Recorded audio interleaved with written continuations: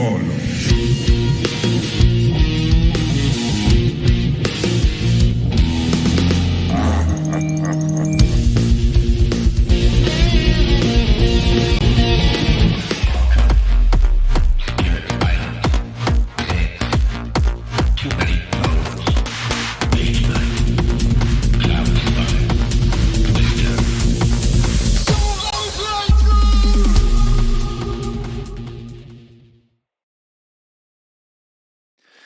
Hello, welcome to solo playthroughs on this beautiful Tuesday. We got set of what's going for today. I even have my mic turned on to start, which is just, something that I was doing until yesterday. And just old habits die hard. So here we are. Sorry for the delay in starting.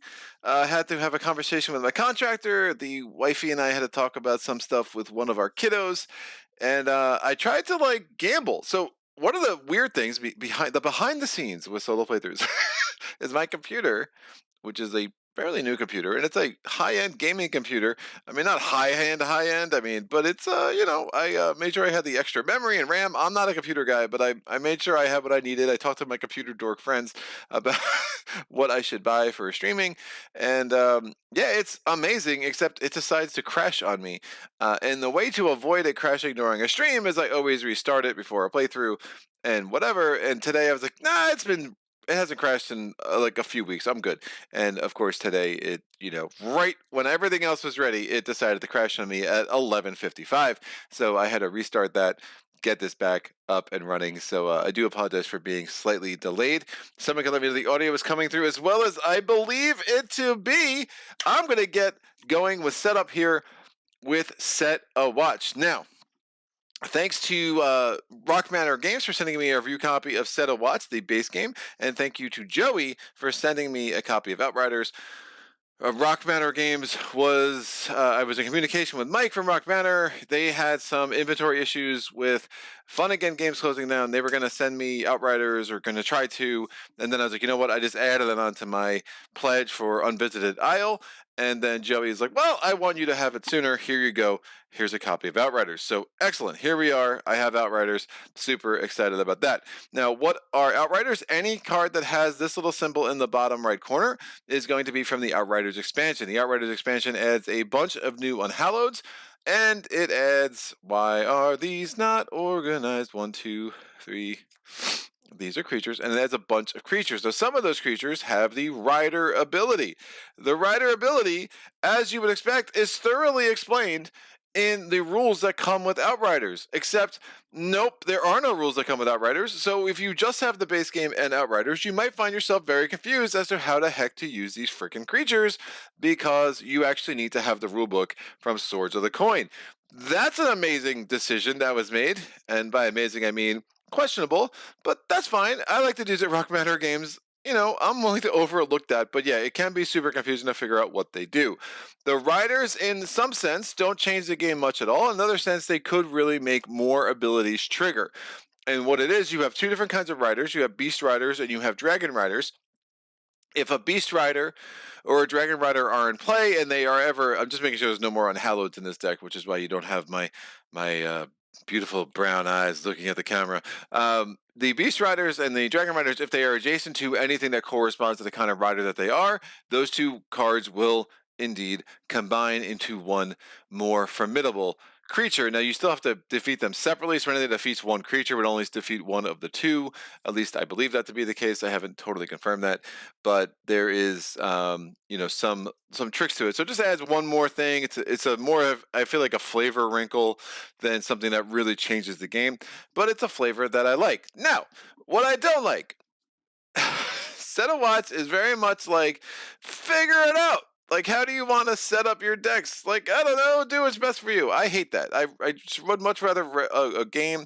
I should have 9 summons cards here, too. Why do I only count 8? 1, 2, 3, 4, 5, 6, 7, 8. No, there are 9. Woof! All right, there we go. So the deck from the base game seems super balanced. The deck from the Swords of the Coin seems super balanced. The problem is when you get into these Unhallowed, these these Outriders and how are you combining them, and then you have this whole thing with the acolytes. How many acolytes do you want? And you can increase the difficulty, but it doesn't like give you like, hey, normal mode is 2, hard mode is 3. I mean, you have the modes with the summons. I wish there was kind of like a chart. You could do this many summons, this many acolytes. I think there could have been more guidance given by the game. I'm hoping in the Visited Isle with the campaign mode tacked onto that campaign, we'll do some more of that. They do give you creature deck construction rules to kind of go by in a generic sense in the back of the Swords of the Coin rulebook. There are a couple of sample decks that they give you that you can try. You have the Unhallowed, the Burnout, so you have 2 decks that you could try to build there. It tells you the exact locations. I'm guessing a lot of the campaign will do a lot of this. So I'm just going to go by their general deck construction rules, which are on page 21, and it tells you like what you should expect in the different amounts here. I'm making sure my chat is not broken. Someone talk to me. Where did Sajid go? I feel lonely. Hold me. All right, don't hold me. That's weird. Sometimes my chat just doesn't come through right. No. Okay, we have 8 viewers here. We're good.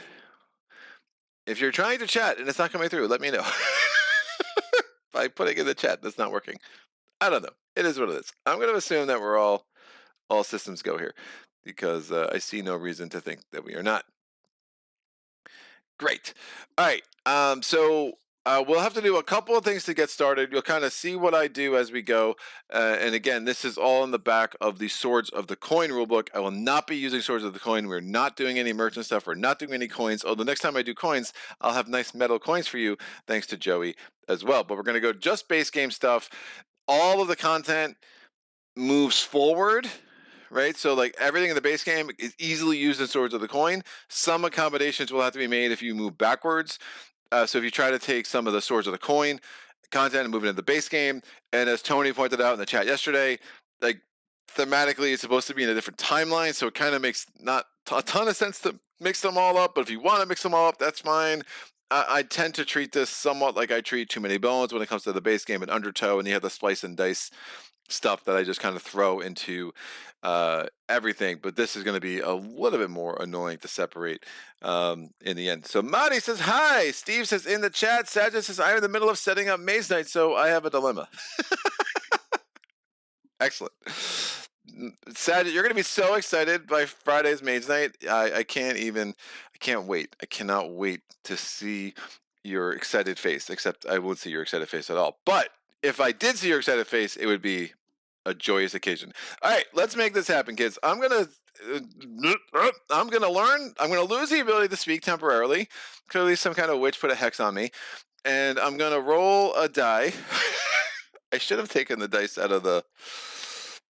I might sub out the D8s in here because they are much easier to see on the camera. Yeah, the dark blues have to go away. And are there any other D8s in here? No, that was the only D8s in the. Yeah, we have the monk stuff, but all right, we're gonna sub out those blue. That was a smarter play. Great. We have 1 through 8. The rogue will be 1. The beastmaster will be 8. Who do we get? Number 2 is the warrior. Warrior, come on down. You're the first contestant on the price is set a watch. We have a 3. 3 is going to be the ranger. We're going to go again. We got 2 more coming out. Number 1 is the rogue, so we're going low numbers today. Who's surprised? And last but not least, I rolled a 3, which is the bard. So no beastmaster, no cleric, no knight, and no wizard. So we have the bard. Cool, but the bard is multi-talented, so we might, want to keep all of these things a little close. We have a glare issue. I will see if I can address that. Glare, glare, go away, come back another day. Or never, come back never. Are you going to stay for me? Okay, stay. I think that will stay. I'm going to try to put some weights there. Little foam core. Keep on the side now. I've learned so much over the years. All right, done. We are going to now take the finale locations. I'm going to shuffle these up. There are exactly 3 of them with the base game. I rolled a 5, so we're taking this. It's going to be at the bottom of our location deck. We're going to now shuffle up the regular locations, so the non-respite locations, which there are only 6 non-respite locations. There are only 6 respite locations. I think. Yep, we're good. So I'm going to shuffle these up. I'm going to take 8 of these off the top. 1, 2, 3, 4, 5, 6, 7, 8. That looks like 8 to me. Excellent. That's going to go here. We're going to take the rest of these locations. The unused finale locations come out of the game. We take the rest of the locations and we're going to shuffle them in with the respite locations. Again, there were 6 respite locations. And now this is our location deck. We have 2 warriors that are rolling d8s, 2 that are rolling d6s, so I don't hate that. This will go here. I'm going to take all these Unhalloweds. Now, these are pretty well shuffled. I did play a game of this off camera, so I feel pretty good about the mix we have here. So I'm going to shuffle these up. We're going to take 1. We're going to put that as the starter of the Horde.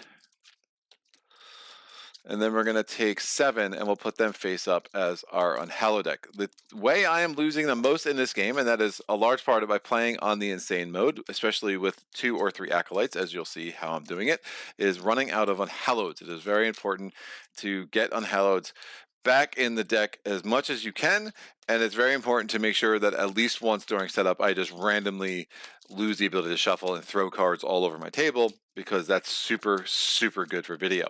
I'm gonna get 1 just goes there. Great. 1, 2, 3, 4, 5, 6, and 7. That looks like 7 to me. Sure does. I should be looking at what they are, but just want to make sure it was 7. I'm being very curious. So we have a Pyromancer. Now, the Pyromancer is a reveal ability, so when he goes into the line, the reveal ability triggers. Move him to the end of the line, and ongoing until he's defeated. Every time a creature is moved to the graveyard, -1 fire. We have our 9 summons cards. I do have the deluxe version of the base game. We are going to randomize these. Some of these have pretty devastating effects. There's the one that actually doesn't add anything to the line, but makes you add 1 to the graveyard and 1 to the horde. That's like the worst one to me, because it really like accelerates how quickly you're going to the Unhallowed deck in double time. And I find that to be the one that is most likely to cause a loss for me from running out of cards in the Unhallowed deck. But I rolled a 3. I just need d8s now. That's a 7. That's a 4, and then I'll roll a d6. There's that. So we have our 4 summons cards. The rest of these summons cards will come out of the game, and I'm going to take a real quick break.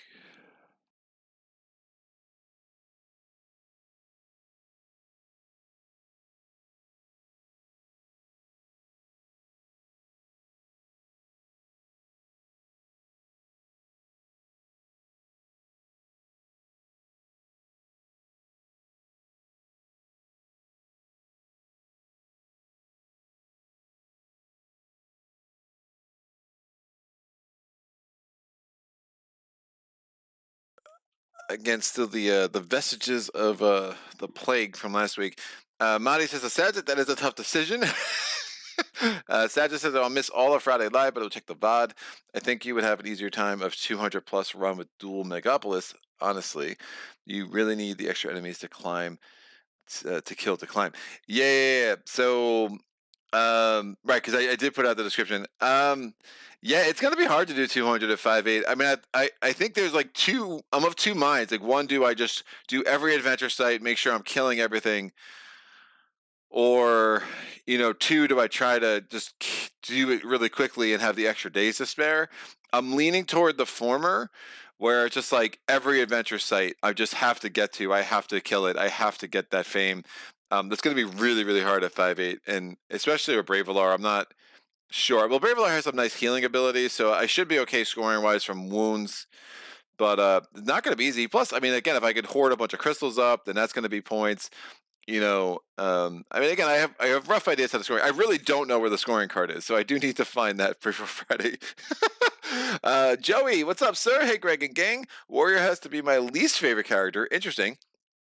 Sagitt says my favorite character is a scout. Madi says yes, but it becomes doable to do more enemies. Whenever I do lower level, I find myself having a lot of time to go through Tomb and Labyrinth and so, which never happens on higher levels. Sagitt, but then it can happen. Hey, YouTube wants to know that. Oh nope, there you go. But then it can happen that there's not enough on the map to kill. Says Sagitt, and then Madi says on the quartiles there's always a lot to do. Always a lot to do if you have the movement, right? And I think Brave Alar. I think that one tile where it's like a move equal to like the move terrain value you're in could be really helpful. I think Brave Alar is an interesting character. I've had some really good runs with Brave Alar. I used to think he was fairly weak, and I have kind of turned around on him far more than I have with Mr. Tovak. So, you know, at some point I'm going to play Tovak in a competitive game where I think he will really shine from what I understand about how those mechanics work out. Wounds are -2 each, so you might need to account for an additional 40 points or so the way you play. Yeah, dude. Yeah, too much of plus is rough. I'm unsure if I should just like wing it or if I should really try to spend time this week to like figure out like more advanced strategies. The problem is I have a top 10 that I am middle of editing, so it'll probably depend on whether I can get that finished up tonight or tomorrow, because I do want to get that out on the channel ASAP. ASAP, as soon as playthroughs or something. I think that's how that goes. All right, this is a really big deck of creatures, dude. So what I'm gonna do is take out 30 of them. So none of this like take the acolyte aside and what. So I'm taking out 30 creatures. 1, 2, 3, 4, and the Outriders do add a bunch of acolytes. So we have 1, 2, 3, 4, 5, 6, 7, 8, 9, 10, 11, 12, 13, 14, 15, 16, 17, 18, 19, 20. 1, 2, 3, 4, 5, 6, 7, 8, 9, 10. I counted the 30, kids. Who's excited? 5, 6, 7, 8, 9, 10, 11, 12, 13, 14, 15, 16, 17, 18, 19, 20. 1, 2, 3, 4, 5, 7, 8, 9, 10. I counted the 30 twice. All right, here we go. Deck instructions. Now I'm going to look through this deck and make sure it includes at least 4 forest creatures. Do we have a forest creature? Do we have any for 1, 2, 3, and 4? Excellent. We have 4 forest creatures. Does it include at least 4 undead? 1, 2, 3, 4. All right, at least 4 undead. Do we have at least 2 dragons? 1 and no. Dragon. 2. Do we have at least 1 human? Yes. Do we have at least 1 goblin? We have 1 golem, so I just need 1 goblin, and we'll consider this thing done. Great. Now, how many acolytes are in here? If there are more than 3, I am taking 1 out. I'm taking out the rest. So there's 1 acolyte, 2 acolytes, 3 acolytes.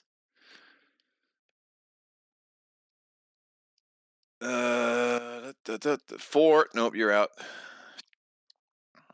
And I'm going to add the top card of this. Not an acolyte. We're great.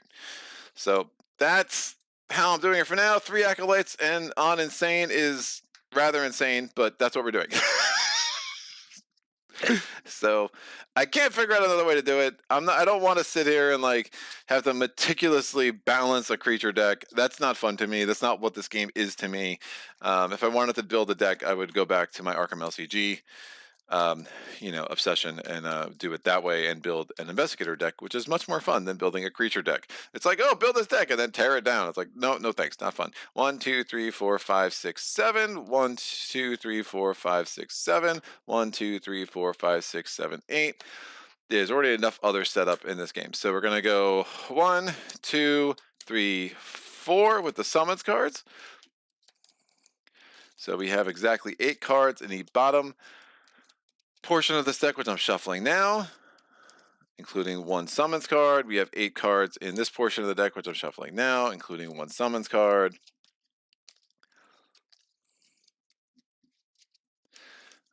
And then we have 9 cards in this portion of the deck, including 1 summons card.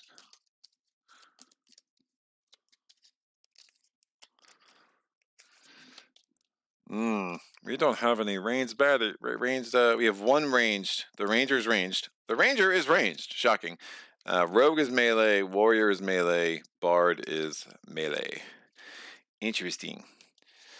So this is good. And then last but not least, on top of the deck, we get these final 9 creatures. I'm going to randomize my fire level. Hope I roll. This is like one of the few rolls I actually do okay with for the most part. But of course, now that I said that, I'm going to roll a 1 and it's going to be super awesome. And then the warrior is going to go and stay in camp and get my fire nice and blazing because that's what they do. So bam, rolling a die. I rolled a 3, so starting fire is a 3. Yeah, warrior is going to go to camp for sure. Again, you could start on the, I think they have you start on the 7, or you could just randomize it with rolling a d6. I do think they should have you roll a d8, but that's, you know, my opinion. We're going to take out all of these. So we have the bard skills, we have the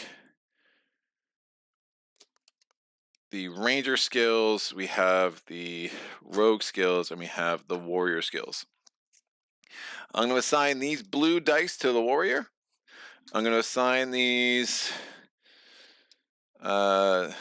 tealish, aquamarine, sapphire. I don't know. Somebody tell me what the hell, what color that is for the, I'm sorry, for the ranger. We're going to assign the bard with these yellow dice, and we'll assign the rogue with the red dice, which means that these dice are out. And let's talk about the warrior. So the warrior, everybody again has their one special camp action. The special camp action for the warrior is that he can advance the firewood token by 4 once every time he goes to camp. So again, normally if you chop firewood, you advance it by 2, but he can put a die there to advance it by 4. Sagitt says, Joey says, I just shuffle all the creatures together. Don't worry about building the deck. Only the Beastmaster is really affected. There always seems to be enough undead for the cleric. Yeah, I'm more worried about how many acolytes get in there, I think, more than anything. So it's not a bad strategy, but if you get 4 or 5 acolytes, I mean, three is already pushing it. Like, we'll see. But all right, so the warrior has 5 skills. His one skill is throw axe. If revealed, the second creature in line suffers 8 damage. He has berserker. After you defeat a creature in line, choose an adjacent creature having a lower health than the one just defeated. Defeat that creature. We have giant's bane. Until the end of the round, all dice assigned to creatures with a current health of at least 10 are doubled, and that's not only your dice, that's all dice, which could be really helpful. We have wound. Choose a revealed creature in the line. Until the end of the round, that creature has its current health halved. And then we have cleave. I think this is the most important skill for our friend, the warrior. If you attack a creature and deal more damage than its current health, you may recover the die at the remaining value. That is super cool because then you could use a die, have 1 remaining, and then use that to activate one of your skills. So those are our 5 skills. I'm going to take a d6, and we're going to, the one I roll first is going to be the one that is exhausted for the beginning of the game. It is wound. I don't really love wound anyway. We're going to roll again. I rolled a 4, so we get cleave.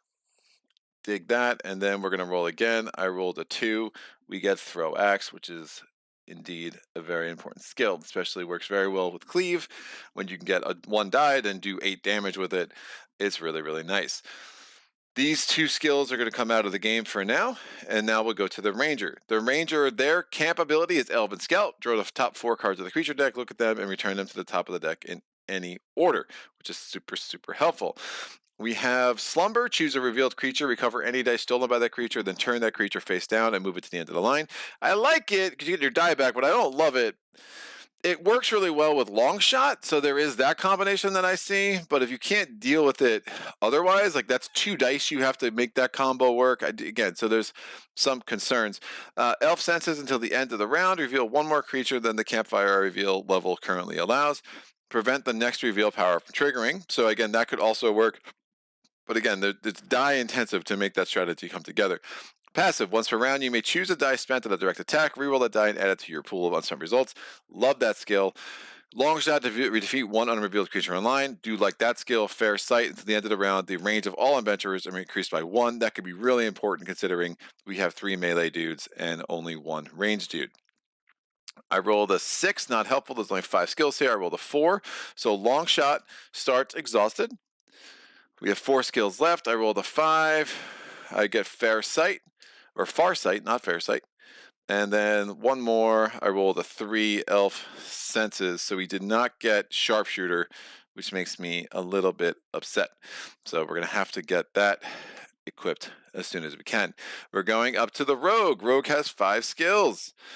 Shocking. I know, it's a shocking number of skills. We have throwing daggers. Reveal a creature in the line, then set one of your dice to its maximum result. Until the end of this watch phase, your attacks gain +1 range. Poison Blade. The next 2 direct attacks made by any adventurer in the party deals +2 damage for each revealed creature in the line. Backstab. Reveal the 2 creatures in the line. Defeat the one whose health is equal to or lower than the sum of your total dice results. Smoke Bomb. Choose one revealed creature. Treat their printed text box as if it were blank, and then Stay Dead. Remove any creature you defeat from the game. Stay Dead could be super important to get those acolytes out of there for sure. So we're going to roll a die. We start with throwing daggers as the exhausted ability. 2 more abilities coming out. I rolled a 5, not helpful. I rolled a 1. Poison Blade can be helpful, especially if we get that fire nice and high. And we get Stay Dead. That passive ability does come in. These 2 cards will come out. I'm actually going to take all these unused skills down here. And then finally we have the Bard. Oh, by the way, the Rogue prepared. I do like their camp action. They perform an equip action, and then they choose an adventurer on watch to also perform an equip action. That can be very, very strong, especially early. So I'm probably going to use a warrior first, get that fire up. Then we have the Rogue. Is kind of how I'm seeing this play out this first 2 rounds. The Bard, their camp ability is multi-talented. Choose one of the ability cards and swap it with one ability card of an adventurer not in play. The new ability card maintains the unexhausted status of the swapped out card. So, it's a cool ability, except woof, all right? I mean, it's a lot. We do have some dragons. Defeat the creature in first position is nice. Dragon lets choose one, either defeat one revealed dragon or deal 6 damage to the creature in second. We're probably taking a knight skill, right? Like, I don't see how we're not. I mean, shock bolt's strong. I don't know if we want to do any like taming here. We could do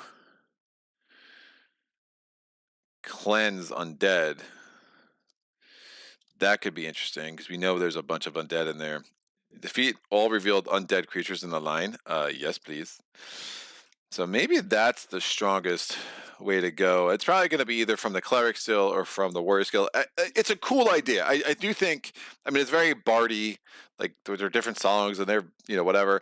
I find it like, especially when as you're learning the game, it's like a little like it assumes a lot of knowledge about the game that may or may not be accurate, right? And just downright isn't accurate as you're learning. So I'm going to take this D6. Actually, I rolled a 2. Let's actually talk about what these are. So this is going to be the first exhausted one. So line dance over here. Select any 2 creatures in the line, swap their position, and then choose an adventurer to reroll one of their unspent dice. Not a big fan. Song of Discord. Place 1 revealed creature into the horde. If that creature was a human, deal its current health as damage to the next creature revealed. Really don't like that one. So easy equip action to get that the heck out of there. Song of Pain, passive. You ignore range limitations when attacking revealed creatures in the line. Creature abilities cannot prevent this ability. So that's interesting because your song is so loud it affects everybody. So even though you're melee, if you have this out, you can direct. I do wish, again, there's just some word that it's like, why does it not say direct? Because I guess there's assumed, but like they just really need to be more careful with their wording, like across the board with this game. So I'm going to roll this die. It's a 4. We get harmonize. So I didn't actually see what Siren Song did. Siren Song, tame a human or a goblin. You may spend it as an attack die until the end of the current watch phase and discard it to the graveyard. And then harmonize passive, choose an adventurer. The adventurer's next direct attack is doubled, limit once per watch phase. And having passive abilities is super, super nice. So since that's passive, I'll put this out. And that's once per watch phase. Do we have another once per watch phase? No. There's a sharpshooter. Sharpshooter's once per watch phase. We just don't have that one. So we're getting our last skill for the game. Line dance. Wolf. Yeah, not excited about those skills we pulled for Mr. Bard over here. done and done. The last thing we need to do for setup is we're going to draw the first location. Again, I wish they had starting locations. I think this is another gap in the design, because if you pull the location and there's 8 enemies that first round, good friggin' luck, dude. The rest of that game is going to be super, super hard. There should be, I think, starting locations where just give me 2 or 3 of them that only has 6 creatures and gets us started. We'll see what this one is. So again, we ignore the fire modifier. Of course, this one would have been super helpful. Oh, that's brutal. This ability does apply, though. The adventurer entering camp does not refresh one of their ability cards. That could have been really important for me. So we're not doing that. And we are going to only have 6 enemies. So that at least is something to our favor. Joey says you're supposed to do 28 creatures that add acolytes. That is that's mostly accurate. State that ability is great to knock out the acolytes. That's mostly accurate. You do have the ability to add acolytes if you want. And if you actually read the rules in Swords of the Coin, they're like, hey, just deal 30 creatures and make sure you have this assortment. So, again, the guidance given in rules as written does ask the player to be a little bit more of a designer than I prefer. But yeah, straight up base game rules, there's 2 acolytes because the base game only had 2 acolytes. But then when you add Outriders, which adds more acolytes, and you have Swords of the Coin, which has 6 acolytes, the ability to add acolytes becomes moldable to how you want your deck to play out. I have found that by just doing a random thing that I normally end up with 3, that seems about right with the math and how many creatures you take out. If I ever had less than 2, I would add a second one. If I ever had more than 3, I would, like I did today, I will take out anything that exceeds 3. So I'll always have 2 to 3 acolytes. I think 4 acolytes would be absolutely bananas. So, and I just, whatever, the first 3 I see, those are the ones that are in, and I take another one out. So there's a lot of things to be desired with how Rock Manor has approached this rule set. At least for me, but that's about it. Enough about that. Let's roll our 12 dice. Dun dun dun. And yeah, it is time. Booyah! It did not. Oh, that's a freaking great roll with the warrior. All right, I have a 5, 7, and an 8 with the warrior. That might be rough to have him camp. So 5, 7, and 8. Who rolled, especially not healing? Who rolled a 6? The ranger rolled a 6.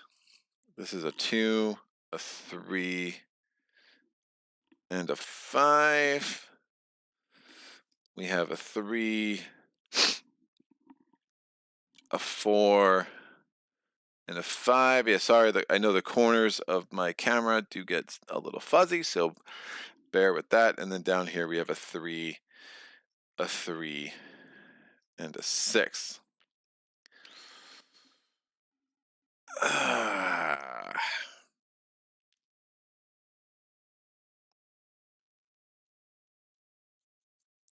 Yeah, I think I go to camp with the ranger. All melee all the time. Oh, man. I don't want this round to go without healing a thing. I get +1 range by healing him. All right, we're going to go in with the ranger.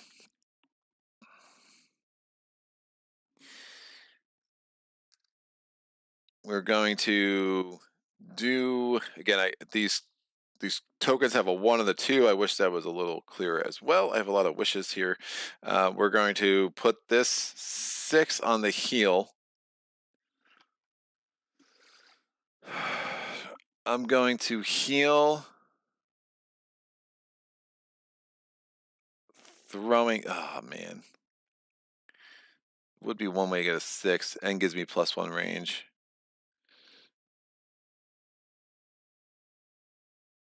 Is that going to make the most sense? Yeah, I'll heal throwing daggers.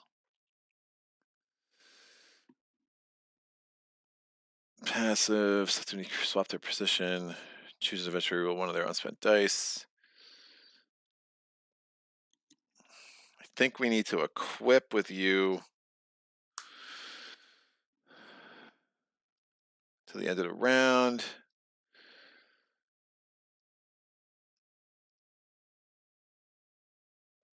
Elf senses and far sight are interesting. Throw axe. So I do want to reveal. I might be revealing one. I'm going to do an equip action. We're going to change out elf senses for sharpshooter. Hopefully I roll a 6 with someone next turn who can then heal. And then I'm going to put this 3 to do elven senses. Let's put these 4 creatures in the order we want. So it's a summon card right off the bat. 9 health there. That's gross. So it'd be a sublin, a goblin acolyte. Woof.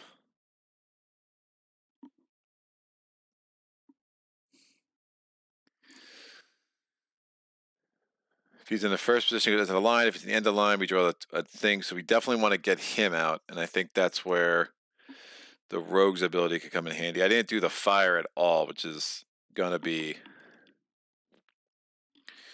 a problem. When he gets revealed, he goes to the end of the line. So I'm going to want that summons card to be last.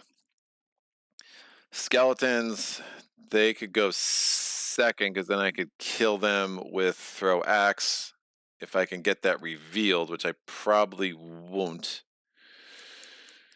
But I still have an 8, and I still have a cleave abilities. And then we have the Fae. If the Fae gets the first position, -1 to our fire.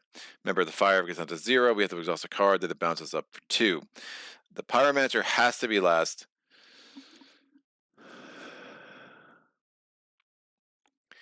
I can kill the Acolyte, take him out of the game.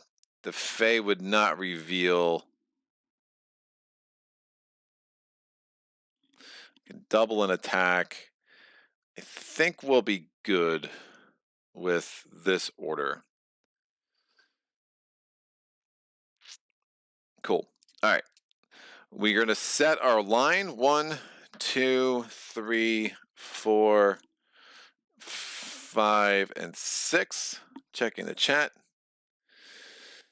I always shuffle 2 my acolytes and add a 2. Having 1 fire is so dangerous. Using the fire's special camp action could help mitigate the first position until you bring the fire up, if not camping with the warrior. Yeah, that's kind of what I was thinking. The fact that I have the warrior in my pocket where I can get 6 that easily is kind of helping. And I know 4 of these cards. I just don't know these 2. So we're going to reveal the first position. It's skeletons. So we have to kill them not last. I'm not revealing the second position. I'm going to do throwing daggers. I'm going to reveal a creature in the line, revealing this one. And then I'm going to set one of my unused dice to its maximum result. So I'm going to set this to a 6. And then now I have +1 range for the rest of the round. I'm going to use this 6 with my now 2 range to kill the Acolyte. And with my passive ability, this Acolyte comes out of the game. That die is exhausted. We're still only seeing 1. I'm going to use this 8 over here from the warrior. We kill this dude.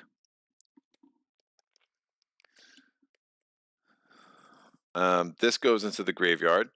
The third thing reveals the Fae is in the first position. The fire goes down to a 2. Woof. Oh, man. I really don't want that to a 0, but I'm worried I don't have much of a choice. I'm going to use this 5 to defeat the Fae. That goes here. Summon card. Choose one adventurer to immediately exhaust one of their ability cards. Then discard this card to the graveyard, replace it with the top card in the deck. I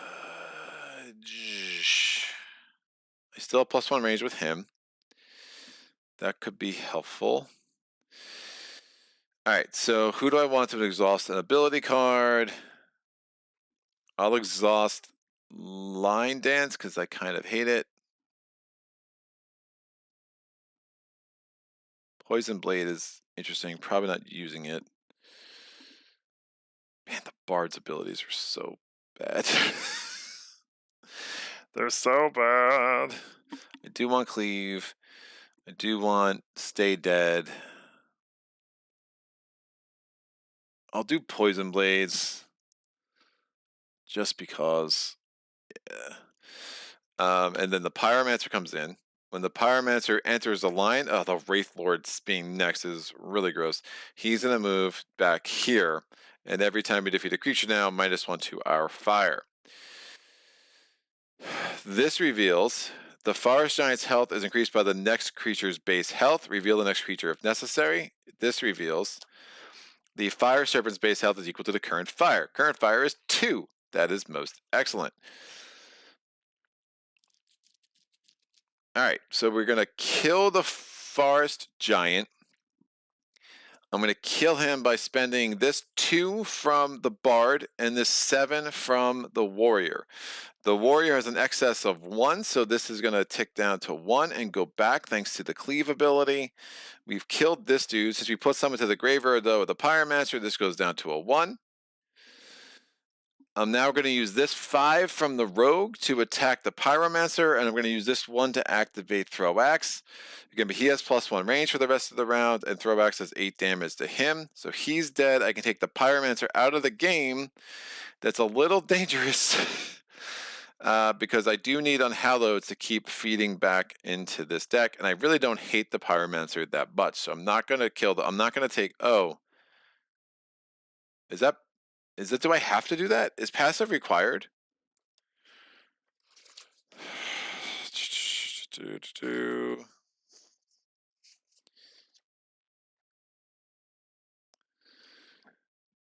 That might be required.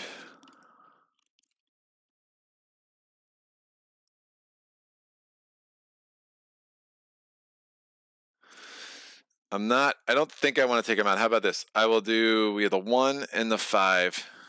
I'm going to do the line dance to swap their locations. And then I could just do it this way. I can do the 5.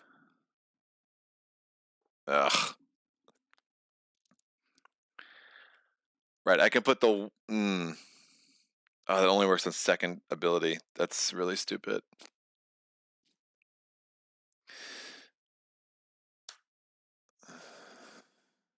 And actually, I think I cheated anyway. He had more than an 8. His health was actually increased. So let's go back. This was actually at a 2. This was a 7. Yeah, my bad. I forgot that his health was increased. I'm sure someone's in the chat like, "Joe, his health is increased." All right, that's because that's how you all talk in my head. So what I'm going to do is instead we're going to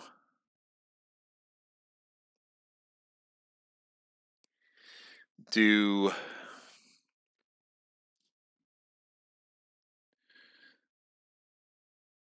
that'll be a 17. Woof.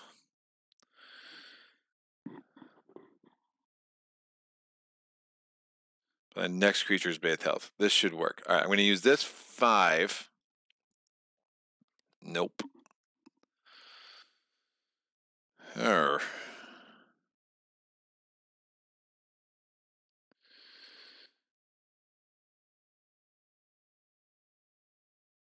Till the Pyromancer. So I can do this. I can do the line dance this way. Select these 2 creatures, switch their places in line. That's better. That's a lot better. And now I can do this 3 and this 7 to now he only has 9 health, so then I get this 1 back. Pyromancer was not defeated by the Rogue, so he stays in play. Now we have these 2. I'm going to do Throw Axe with the 1. He only has 8 health. There's no creature behind them, so he goes there. And then all I need is a 3 or 2, and then we have a bunch of ways to kill him. I don't mind the Fire Serpent. I'm going to kill him with the Warrior so he doesn't have to come out of play either. I do want to know if that's required or not, but that ended up being a much smarter way to do it. The line dance actually came in handy.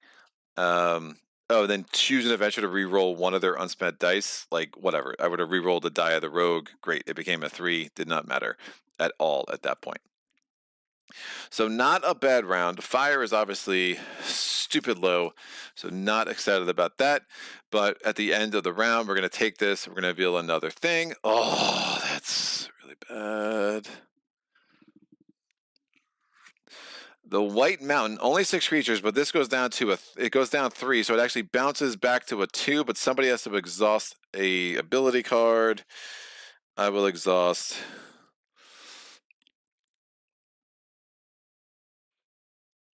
I will exhaust.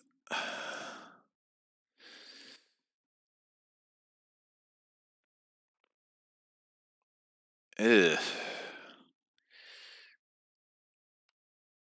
This is going well, Greg. And then the Wraith Lord's going to make me exhaust more abilities, which is awesome. I will oh man, the Ranger already went to camp. So that would be dummy dumb. Dummy dumb is an official word here. I think I'm going to want to do a double equip, although I probably want to send the Warrior too. I really don't like Wound.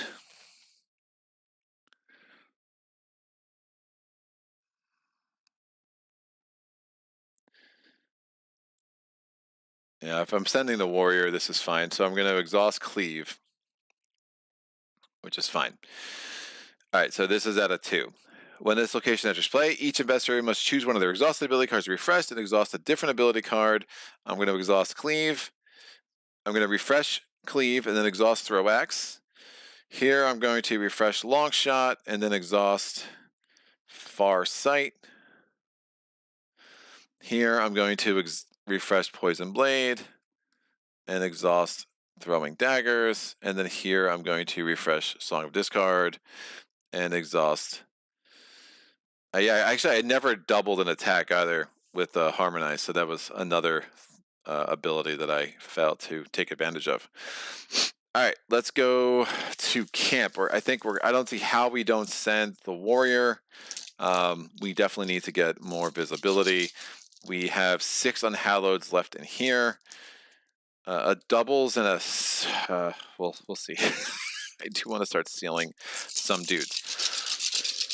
All right, bam, excellent. That's not a great roll for the Warrior. Seems like it's a good time to send him back to camp. So we have a 2, a 3, and a 7. Over here we have a 1, a 5, and a 6. For the Bard, we have a 4, a 4, and a 5. And over here we have a 1, a 4, and a 6. So the problem with sending the Warrior is I'm not actually healing anybody, but I still think I just need to get that fire ablazing. So I'm going to spend he's going to immediately refresh an ability, so he's going to refresh the Throw Axe. He's going to come in, he's going to do his camp ability. Let's get this fire up, otherwise we're just going to be in an exhaust ability Death Spiral, so this goes from 2 to 6. And I think that's a passive ability. That's a once per round passive ability. Let me get a thing there. And I think I'm going to use the Rogue's ability to let people re-equip here. Plus we have multi-talented, so the Bard's going to auto re-equip. So I'm not worried about that. I have 2 more dice I could spend. 1 I'm going to spend on chopping firewood. So this is going to go up to a level 2 fire. And this could come here. And then the 7, I could check the map. I could scout ahead. I think checking the map is probably most important at this point, although scouting ahead can be really nice if we're trying to not trigger first position abilities, because some of those are really nasty. I mean, some of those locations are really nasty too. We only have 6 enemies this turn, so that's nice. I will scout ahead and not check the map. So 1, 2, we look at the top 2. We can put them on top or the bottom. Woof. So the Boar Rider just makes a stun ability. The Emperor Drake says, if in first position, exhaust an ability and then -3 fire. So obviously that can happen. 11 health. That's defeat 1 unrevealed creature in line. I'm going to put, yeah, so either of these are bad. I'd rather the bad that I know. So stun ability, you just have to put a die on an ability. Now you can still flip it to use it later, but you can put a die on an ability, you just don't get the benefit. I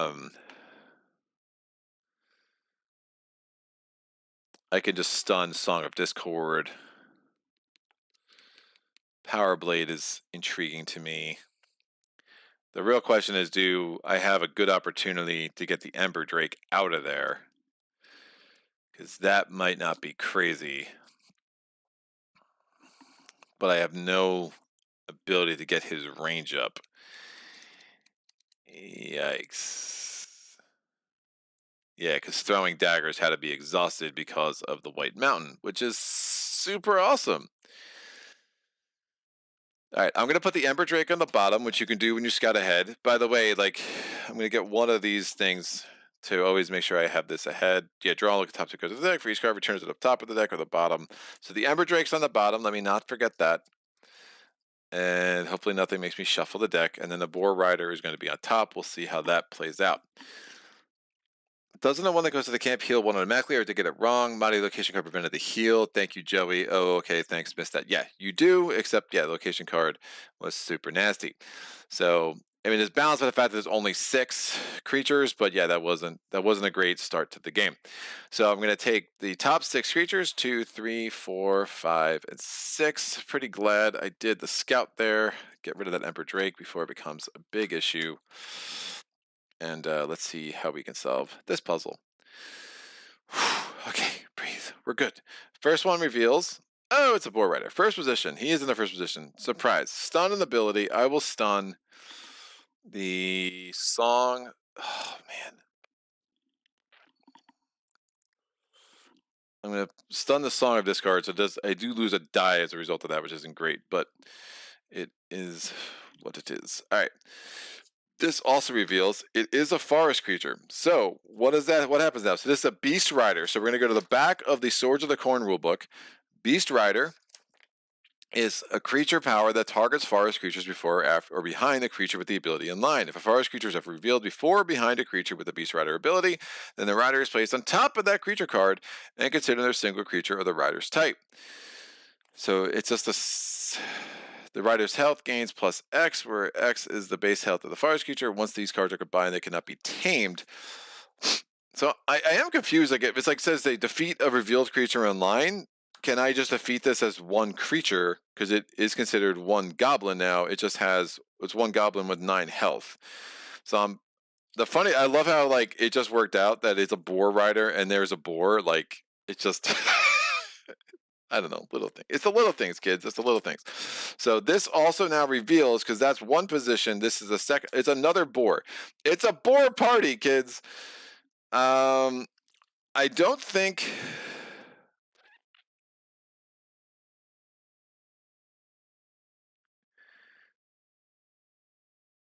I don't. I don't think it's going to double combine, because thematically that doesn't make any sense.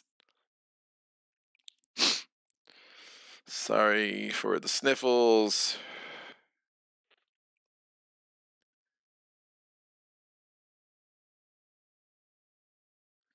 Yeah, I'm assuming it's just a singular effect.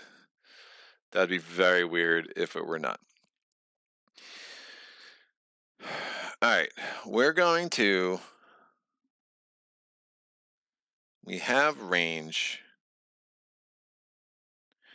I'm going to use this 5 to kill the boar. The boar is dead. That was spent on a direct attack. This flips. It's the Undead Acolyte. Oh. It's in the second position, so add the top card of the graveyard to the horde. So we have a boar in there. I don't really care about that too much. In the first position, we have to add the topmost summon card, shuffle that card back into the creature deck. That's a non-starter. So now that I did that, I can do this passive sharpshooter. Once per round, I can choose a die spent on a direct attack, re-roll that die, and add it to my pool of unspent results. I rolled a 1, because that is exactly what I wanted to do. Woof. I can't let him get the first position, so that's a problem.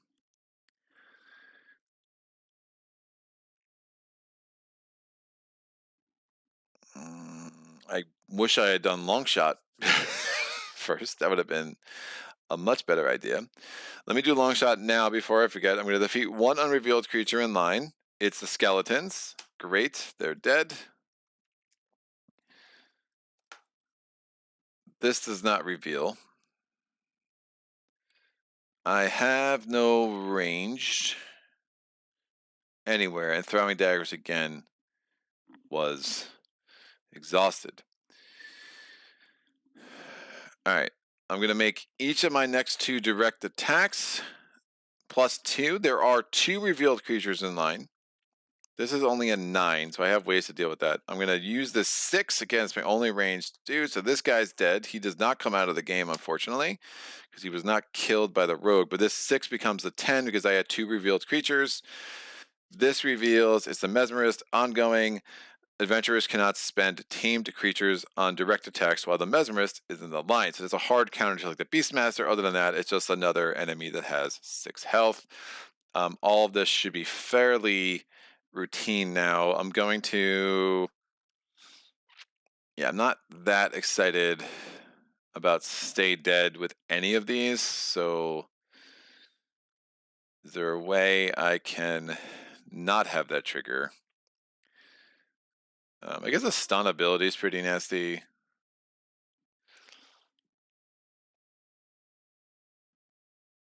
Nope. Nope. Yeah, that re-rolling a die and rolling a 1 was super special. So we're going to spend this 4 and this 5. We're going to kill those 2. Again, they have 9 health combined. And then we're going to use this 6, and the mesmerist is out. And I'm still not sure if this is optional or required. I think I'm going to Google that and see if I can get that on FAQ pretty quick.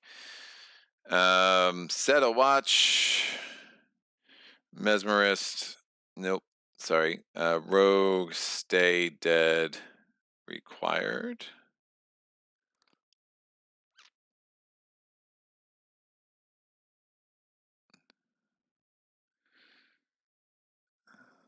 Does the rogue have to deal? Thanks. This has blah blah blah. No, the rogue does not have to deal all the damage.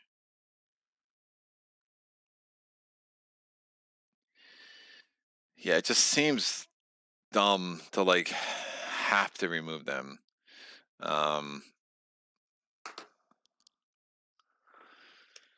But I don't understand how else it would read, to be honest. So unfortunately, that's how that worked out. Excellent. We're going to take all of these cards back, or these dice back. They're like cards. They're just, chunkier and, less cardy. Cardy, it's a word. We're going to go to the next location. It's +2. Each forest creature in line gains +1 health. So +2 fire is super nice. Glad I did not waste my time checking the map. And +1 health of forest creatures. Hopefully I can remember that. It is like little things like that that are very, very easy to forget. So I'll try to put that there as a reminder and link it to that. All right, we're going to roll our 12 dice here. I would like to roll a 6 with either the bard or the rogue. And I rolled the 6 with the rogue. Excellent. I don't see how I do anything different than send the rogue to camp, which I wanted to do a double equip option anyway. The ranger rolled a 2, a 4, and a 5. The warrior rolled a 1, a 7, and a 7. Some excellent rolling there. And the bard rolled a 2, a 2, and a 3. When the rogue goes to camp, the rogue is going to immediately heal throwing daggers. That's super nice. We are going to then spend the 6. Who else do I want to heal? I will heal the wound. Always never really made much sense to me with the warrior. I'll use line dance. He's going to camp next, so healing him makes very little sense. I will heal. Well, who am I subbing out? Should reveal creature. Nope.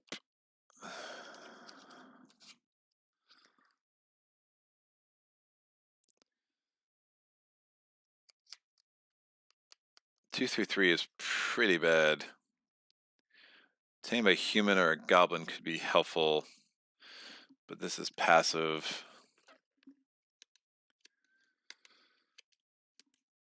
Who do I want to heal? I'll heal the Berserker. Berserker could be helpful. I'll heal the Berserker. The Warrior. I'm going to use this, perform a re-equip action, and then another person is going to perform an equip action. I'm going to heal Berserker. Especially with that one there. After you defeat a creature in the line, choose an adjacent creature having lower health than the one just defeated. Defeat that creature.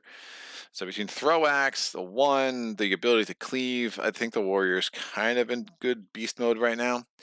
The Rogue is also going to do a equip action. Backstab is interesting. Especially could work well with Poison Blade. Throwing daggers was obviously helpful.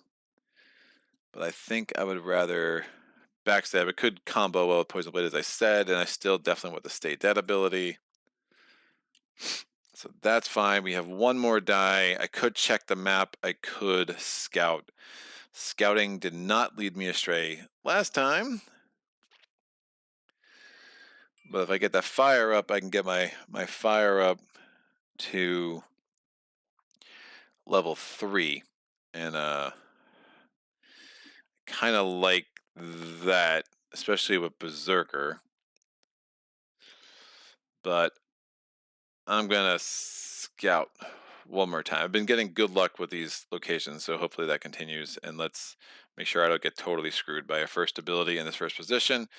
It's another summon card. Woof. The Wraith Lord.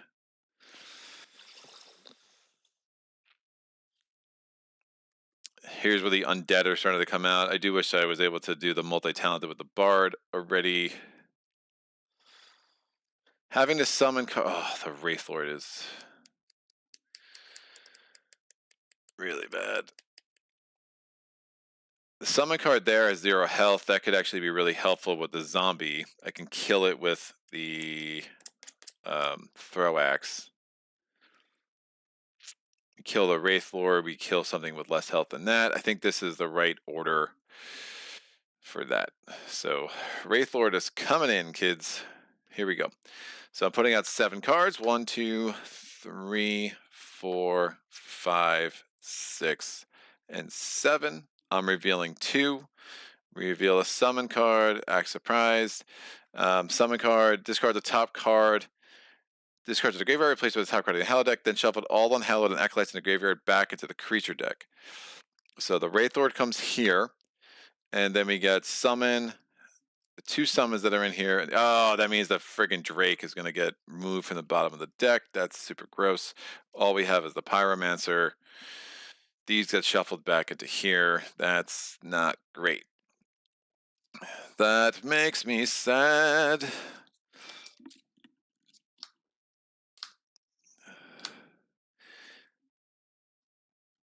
Choose a revealed, Unhallowed.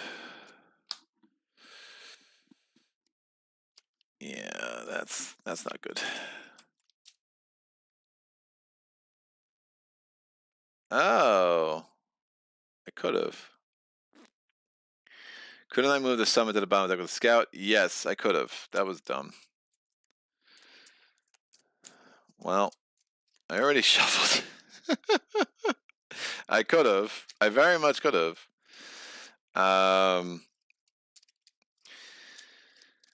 Right, because I knew what kind of summon it was. Woof. Well,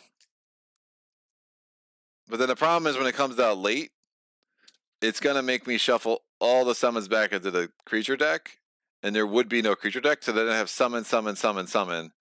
So I think it's better to deal with it now.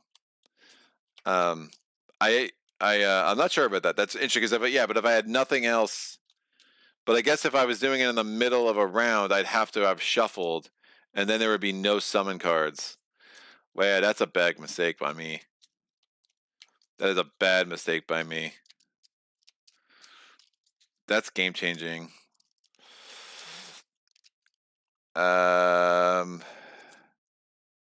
Oh, and the summon card doesn't even stay in the top there. Oh yeah, I really messed that up.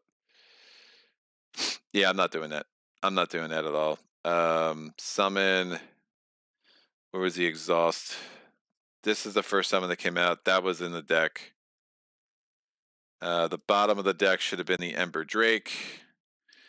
Then we should have 1, 2, 3, 4, 5, 6, 7, 8, 9 cards. No, say 8 card. 1, 2, 3, 4, 5, 6, 7, 8 cards with one. Yeah, I'm reshuffling all this. Sorry about this. So Ember Drake should be on the bottom. The Pyromancer and the Summon should be, yeah, because one of the things I was thinking, if I get that 0, that's really helpful. But yeah, you're totally right. That was a really bad mistake. So Ember Drake's on the bottom here. Summon. These two summon cards were there. Discard this as a graveyard, push the top card of the Unhallowed deck, then shuffle all Unhallowed. This summon is definitely in the discard pot in the graveyard. That's also in the graveyard. And we'll shuffle these. They'll just be random. There were 2 more summon cards in the deck. 6 will go first. This will go here. And we're going to have, what did I reveal? I revealed these 2 when I was scouting ahead. So these were on top of the deck for sure. These are all creature cards of various sorts. Again, this is all random beginning of the game. This is the Ember Drake because I know I put that there. 1, 2, 3, 4, 5, 6, 7, and then this. So these get shuffled as the bottom part of the deck. This gets shuffled as the third quarter of the deck.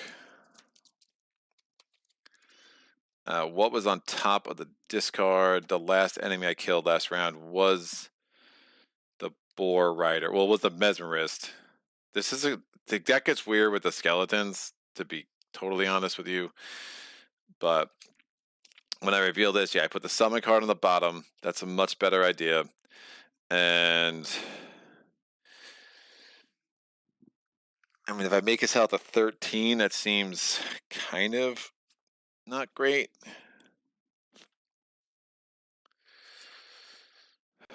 Ember Drake. Yeah,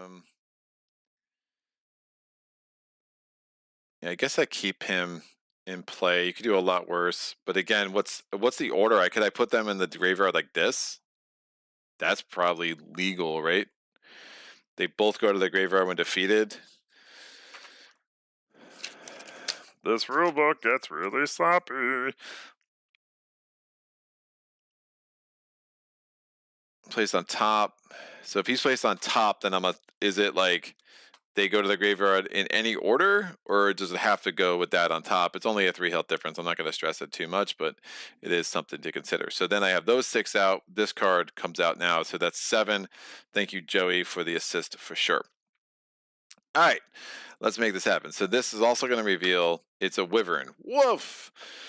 Do not let them get the first position. That would be terrible.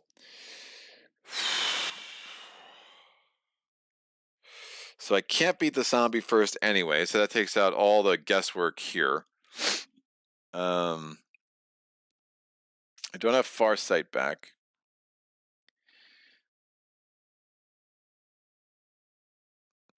I do wonder with Berserker, is like if I kill the zombie horde and then I activate Berserker, does he technically never make it the first position, right? So there's like a lot of like little rules like, huh? What's going on? And like I know Mike's like really active on BGG. There's still like a lot of like edge cases the more they've added to this. Choose one revealed creature into the horde. Nope.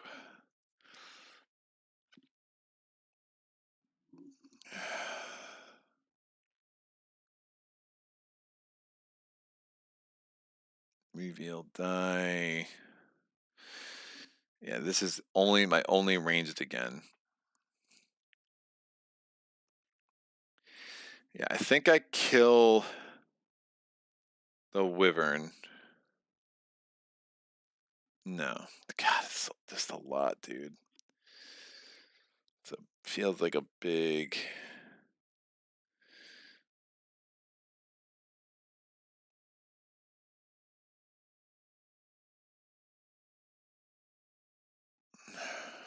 All right, we're gonna do we're gonna kill the Wyvern with throw axe. That's fine. He never got the first position. We reveal this. Shade's base is the 16 minus 10, so he's got 6 health. He's not a forest creature, so he doesn't get extra health there, so I'm going to put a die here to indicate how much health he has. Zombie Horde's health is 13. I'm going to do this, choose an adventurer. That adventurer's next direct attack is doubled. So we're going to use a 7. 7 plus 6 is, this is now doubled, so it's 14 damage. We have a remainder of 1. I'm assuming this is all right. Someone could tell me if this is wrong, but 7 plus 6 is 13, so I have a remainder of 1. I'm taking this die back. And that's going to kill the zombie horde. And then after he's defeated, I can activate the Berserker. So I'm not sure if he ever gets the first position. If he had a first position ability, would it activate now? I don't know. But he does have less health than the zombie horde that was just killed. And we can also kill the shade, right? So we just used a passive ability and 1 die and killed 19 health worth of creatures. That was obviously super, super worth it.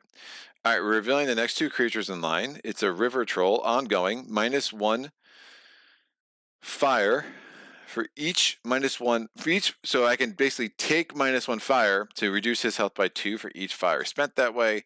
And then the metal golem. Adventurers cannot direct attack creatures behind the metal golem.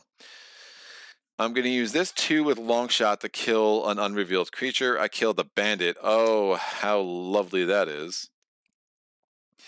And now we have these 2 creatures left. Now look, counting my dice, we have 9 plus 7 is 16 plus 1, 2 plus 7 over here is 23. This would take up 19. So obviously that's not a lot. Did I do a direct attack yet with a sharpshooter? I have not. So, all right, I'm going to use these 2 dice. So a 4 and a 7 is enough. That's 11. It kills the river troll. I'm going to reveal this card now. It's a summon card. Woof. Before I forget, I'm doing this passive ability here to roll a die spent on a direct attack. That's a 2. I'm killing it with that. So the summon card comes out. Replace this. Discard this card to the graveyard. Replace it with a top card from the horde deck. Oh, that's different. Replace it with a top card from the horde deck, and I know it's a boar. Draw the top card of the Unhallowed deck and add it to the horde. That is a magical exchange. Yeah, what a game-changing realization by Joey, for sure. That was super good. All right, now I need 8 against him. 3 and the 5. Metal Golem is dead, and then a 2 and a 2. The boar is dead. What a crazy summon cards that was. Woof. Replace the attack card of the horde deck. Draw the attack card of the Unhallowed deck, add it to the horde. So it means I have 2 Unhallowed that are going to be added to the horde at the end of the game. If the game ended, if I got to the finale now, it also means I only have 5 Unhallowed left to play with here. But yeah, dude, that's a really radically beneficial change of events there. I don't have to, because again, the Wraithlord would make me when I defeat him, it would make me exhaust the thing. That's all bad, and I was able to ignore all that. Now the forest creature, actually, he had 5 health.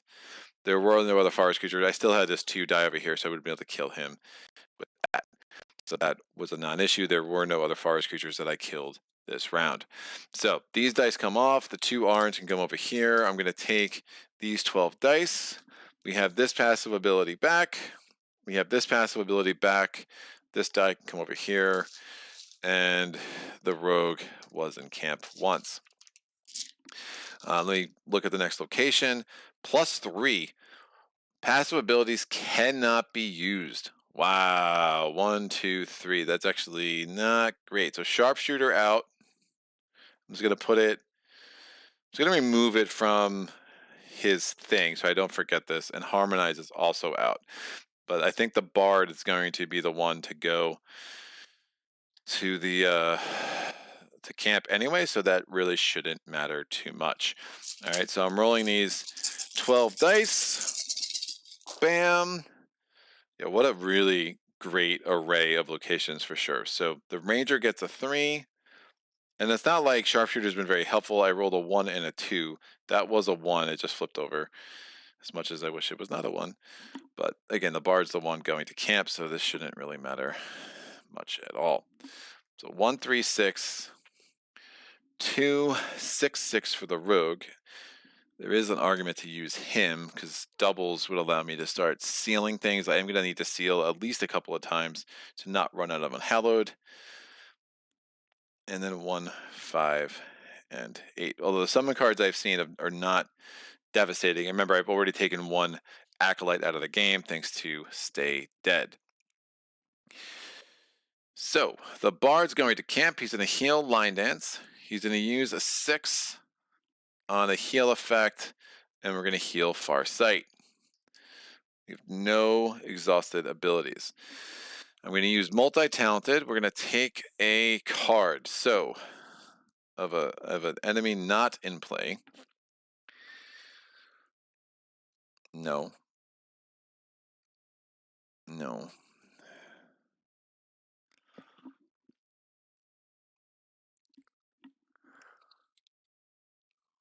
Yeah, probably get rid of Song of Discard.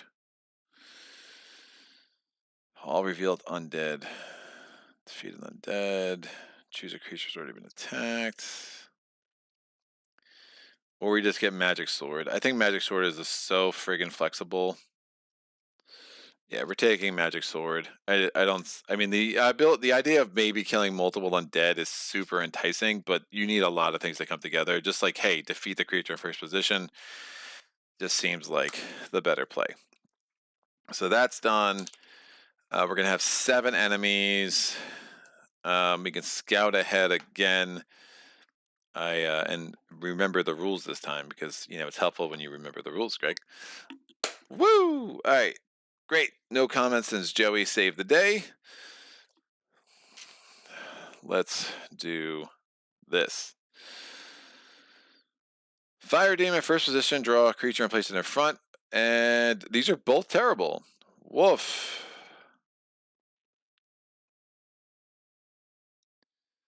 First position, exhaust an ability card, and then move him to the graveyard. A living doll. Fell Beast, draw a creature and place it in front of the Fell Beast. Limit once per watch phase. Wow, they're really bad. You are both really bad. Oh, I still have a 3, too. I do have a 3. Do I want to equip anything else?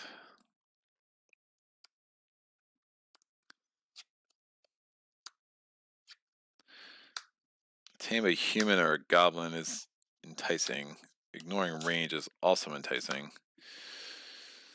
No. So I couldn't scout ahead twice, right? You can scout ahead in it just has to be consecutive. So just again, the next die has to be greater than the one before it. Obviously, both of these are just bad.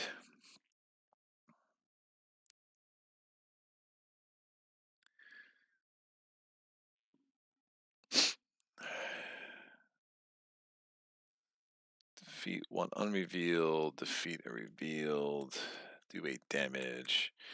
All right, I'm going to put the living doll on the bottom.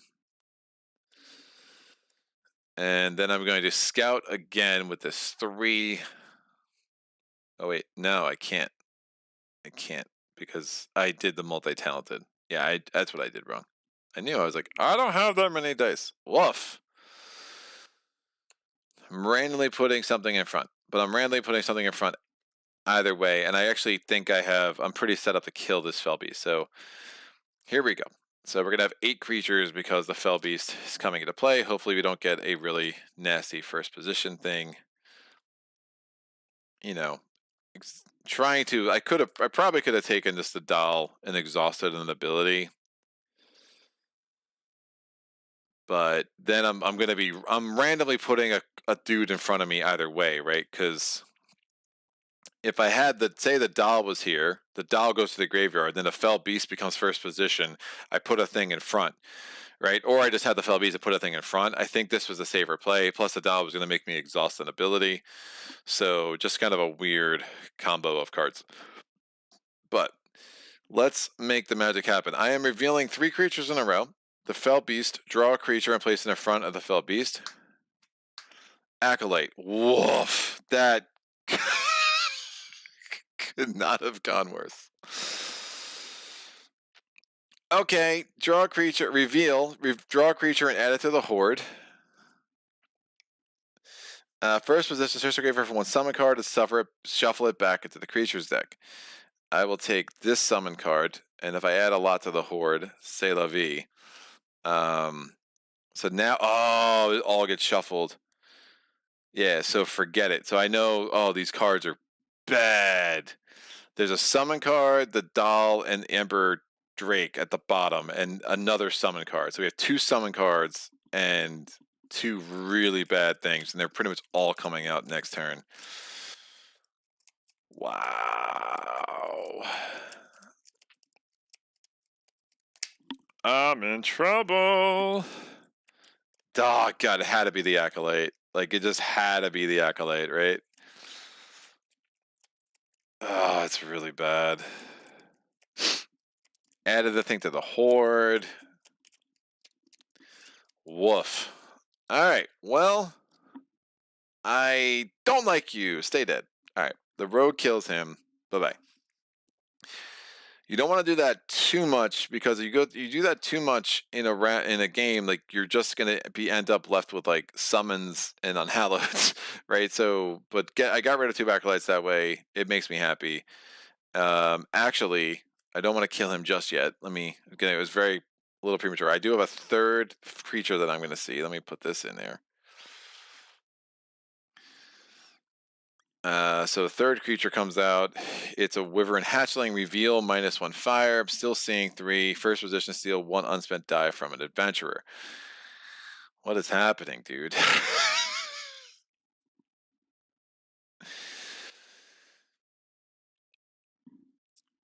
Yowza. Okay.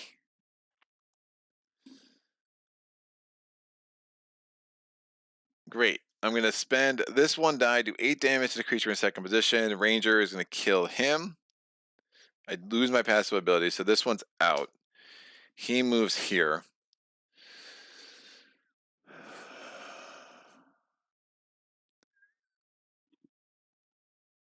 The Bard is out. I hate the Wyvern Hatchling. That -1 is gross. Stealing a die is gross. And I don't want him to get the first position. So I'm going to exhaust Farsight. Elven Scalp could be really huge next turn, just the way this deck is set up. It's really bad. So until the end of the round, the range of all adventurers increased by 1. So if I'm sending him to camp, we'll heal that anyway. I'm going to use this 6 to take the Wyvern Hatchling out of the way. His range is increased by 1. Oh, wait. This also reveals now. Graveshifter, reveal. Swap this card with the creature on top of the graveyard. Wow, this is going well, kids. Alright, now I'm killing him with this, because his range is +1. And it's out of the game because of Stay Dead. And now this reveals. Reveal and change it with this, unless it's another Graveshifter. So it is another Graveshifter, so that just stays. You've got to be kidding me.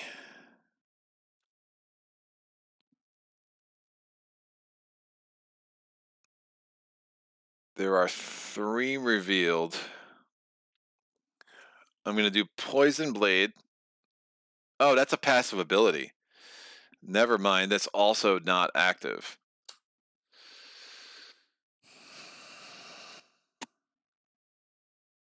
Well, I'm still killing him. He just stays in the game. There's a lot of rules happening. Oh, shoot. And if that stays in the game...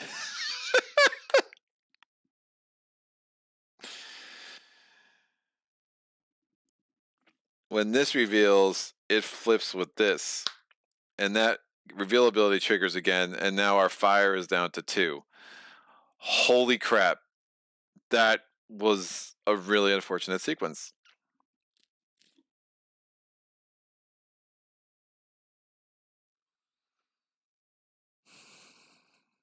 And this passive ability doesn't apply either. Wow. I'm like, I only have 2 passive abilities. What's the big deal? No, I have 4. You have 4 freaking passive abilities, Greg. This is not going well.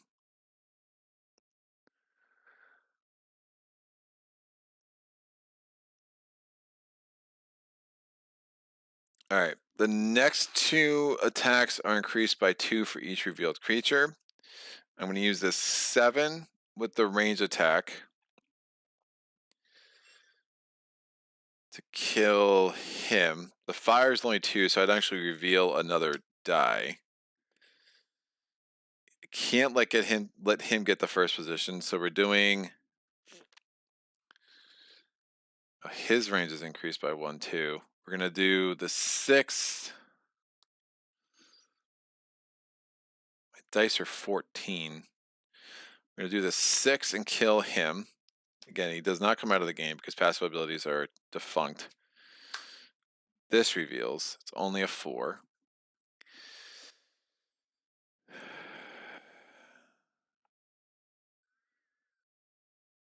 I'm considering exhausting a bunch of things here.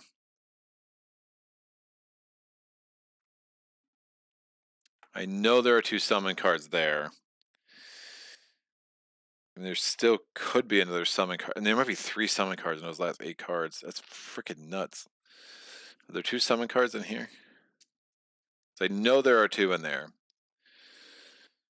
Summon. Oh, yeah, there might be 3. Or one of these is a summon card. Woof.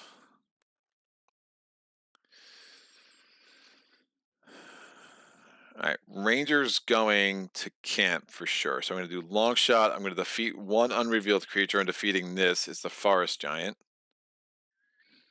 I think that was worth it.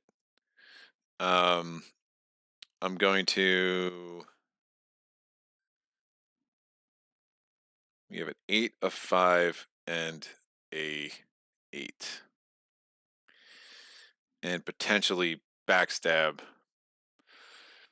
for the pleasure. But if I'm running out of opportunities to use that for sure.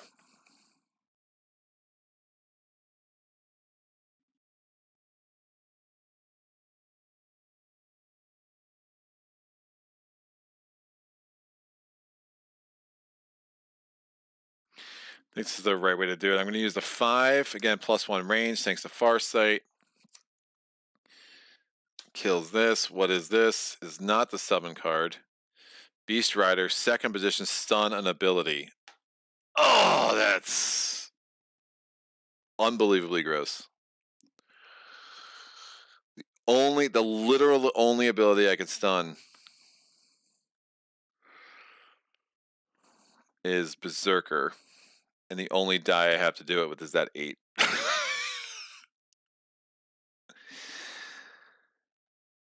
That was really bad. All right, so I'm going to have to use Throw Axe, exhaust that to kill the Goblin Rider. And then we have this 8 to kill the Acolyte. What a terrible round. So I have 3 summon cards in here, an Ember Drake, and a Crazy Doll. And I had to exhaust Throw Axe. All right, we're going to get all my passive abilities back. I mean, remember, 3 summon cards in here. I mean, I could be burning through these Unhallowed cards real easy. That was not good. I get these passive abilities back. These dice are back. We reveal the next location card. These dice are back. 0, 8, 8 creatures. Each adventurer may increase their lowest die result by 1. Oh, the joys. All right, Rangers, save us, because I'm rolling these 12 dice. This should go here. Multi-talented is done. The warrior is 3, 3, 7. I can return my lowest die into a 4. A 2, 3, so 1 becomes a 4. The ranger is a 1, 6, 8. That's a great roll for them. I still don't have doubles, so I have not sealed at all, which is going to be a problem if I don't do it in the next couple of rounds. We have a 3, 3, 6 over here. Oh, the 1 can become a 2, not that it matters. One of these 3s can become a 4, so that's a great roll with the Bard. And we have a 2, because the 1 became a 2, 3, and a 5 over here with the Rogue.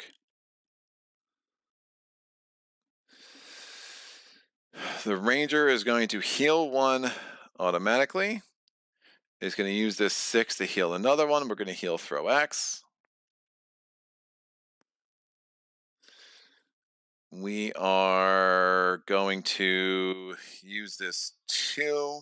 Again, it's the second time in camp. No more camp for the Scout. What order do we want to put these in?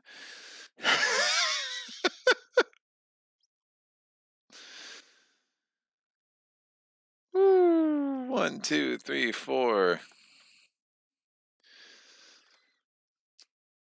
The Goblin Archer. Second position stuns and abilities, so we'll put them in the... Oh, but there's a forest creature. Summon top card of the Horde deck. Right, and we don't know what that is. I think it's an Unhallowed, although it could be anything because stuff was just added. All right, so Goblin Archer can't be second position. We want to make it...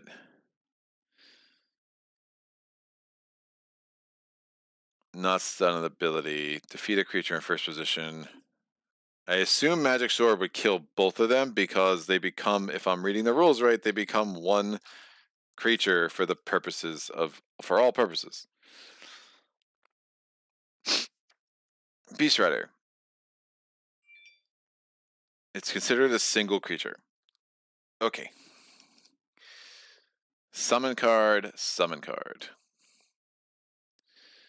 So we're just going to get slam into summon cards. We'll have to exhaust an ability.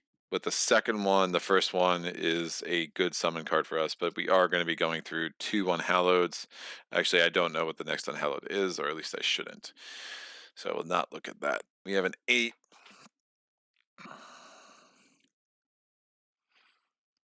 We could increase the fire. Range is not exactly a strong suit for me without the Ranger.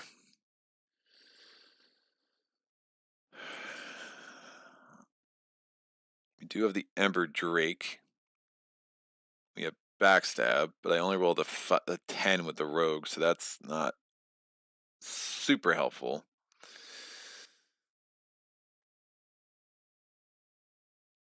I think I check map. That means I look at this, -4, Wolf, and I have a summon here, place a summon card at the bottom of the creature deck instead of discarding it to the graveyard. That's bad. The other option we have, -4 fire is really bad. Is -3 fire, but only 6, reduce the creatures revealed by the campfire level by 1 to a minimum of 1. I would much rather this, not want Unhallowed just piling on top of the tile on the... I'm blowing up here, sorry. Piling on the bottom of the creature deck. So this is going to go away. It's a good time to check the map, but I have sealed nothing. My Unhallowed deck is going to start taking a beating this very round. All right, I'm putting out 8 cards. 1, 2, 3, 4, 5, 6, 7. I have to oh, wait, what were these 2 again? Oh, that's really gross.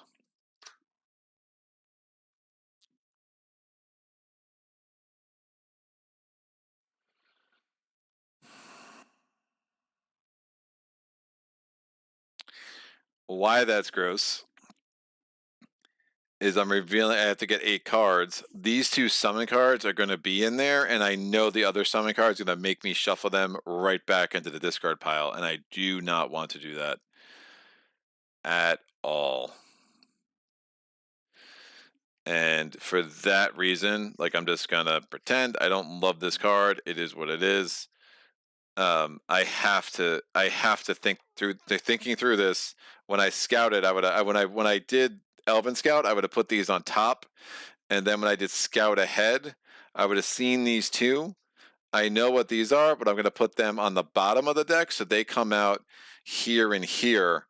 And then I'll have the other summon card be out in front of it, which is a way better situation for me.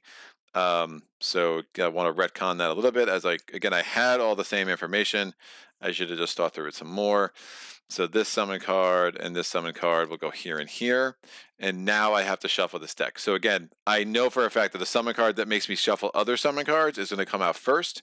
That I'm going to have 3 summon cards at the very bottom of the creature deck. That's so much better for me than the other way around, right? So, woof. Yeah, otherwise I would basically carry out 3 summon cards and then shuffle them right back into the creature deck. And that would not be a good thing at all. So we're going to add 1 more card to the back of this line.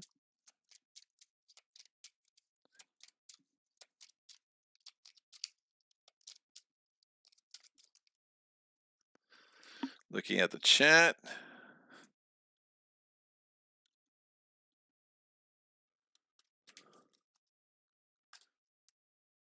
You're allowed to move both to the bottom. No Felbeast, no Acolyte, no Summon shuffled. But you would have the Wyvern Hatchling in the first position. Yeah, I just figured it was good to just keep 1 in the front at that point. Hop, nice that a channel like this exists. Deep knowledge and broad experience with many solo games coming out. Thank you, Hop. I can think of other games I'd like to see and demonstrate play. Yeah, dude, I'm always open for suggestions. I mean, some of my favorite games were recommended to me by subscribers and patrons for sure. I mean, Dawn of the Zeds always comes to mind as one of my favorite games. Uprising I learned about from Thomas Willinger. Dawn of the Zeds I learned about from X Huntinator X. Haven't heard from him in a minute. So definitely, I mean, Space Empires 4X I learned about from Philip. So yeah, I really appreciate all of the recommendations. Joey says, I think it's a forest creature at the top of the horde. Yak. Oh, yeah, that makes sense. And once you go yak, you don't go back. Yakety yak. I mean, there's so many yak jokes. Solo playthrough is the home of yak jokes. All right. That's my new my new tagline. I love it. All right, let's make this happen, kids. I'm not feeling bullish about this ending well.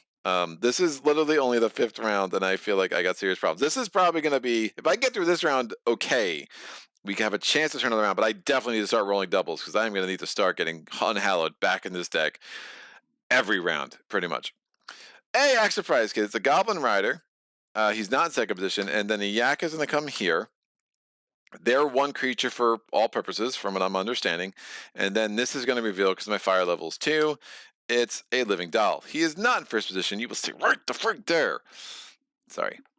Violent. All right. What am I going to do? I'm going to play Backstab. Nope. Oh, did I take away? I took away Throwing Daggers. Woof. I did take away Throwing Daggers. Why would I do such silly things?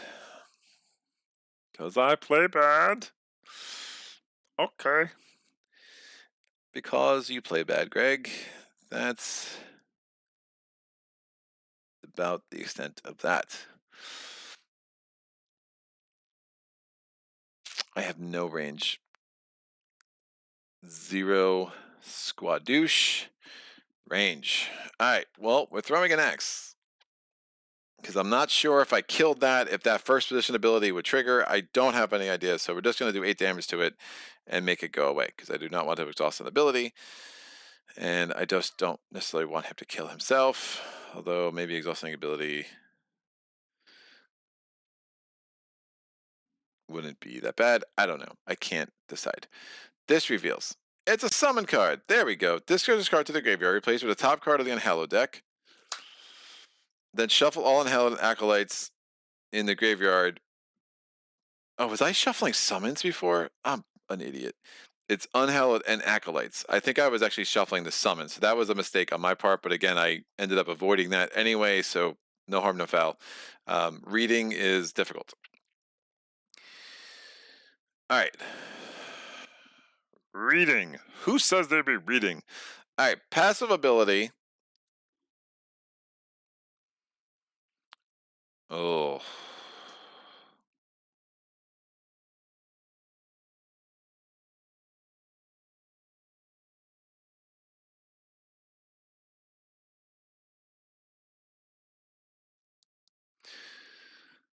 summon card are here. The like ability cards not target creatures behind the lick. 14 health is gross. I'll try to save magic sword for that. We don't know what this is. Yeah, I think this is still gonna make the most sense.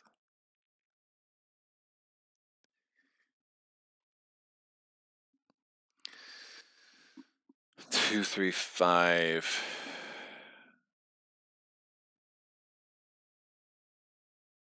That's only a 10. The next direct attacks are increased by 2 for each revealed creature. All right, we're gonna Poison Blade. This becomes a direct attack of an 11 because there are 2 revealed creatures. So I'm going to spend the 7. I only need 9. The 7 becomes an 11 because there's 2 revealed creatures, so I have a remainder of 2. I'm going to keep that 2. We defeated this. And then after, so I don't know if I reveal the next thing or not. I assume I do. Oh. I assume I do. I don't think I have to choose to do the Berserker at that moment.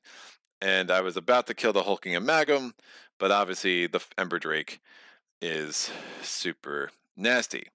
So that's not a good idea. Again, my next 2 attacks are increased by 2 for each revealed creature. I have no real good I have no ranged abilities, period. Exhausted ability on -3. Woof.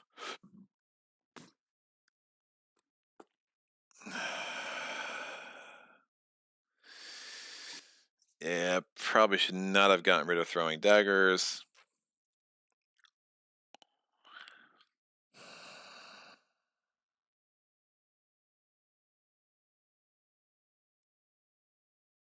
I'm gonna do it anyway. I have no range, so it's not really gonna matter. Reveal up to 2 creatures. Backstab's probably useless.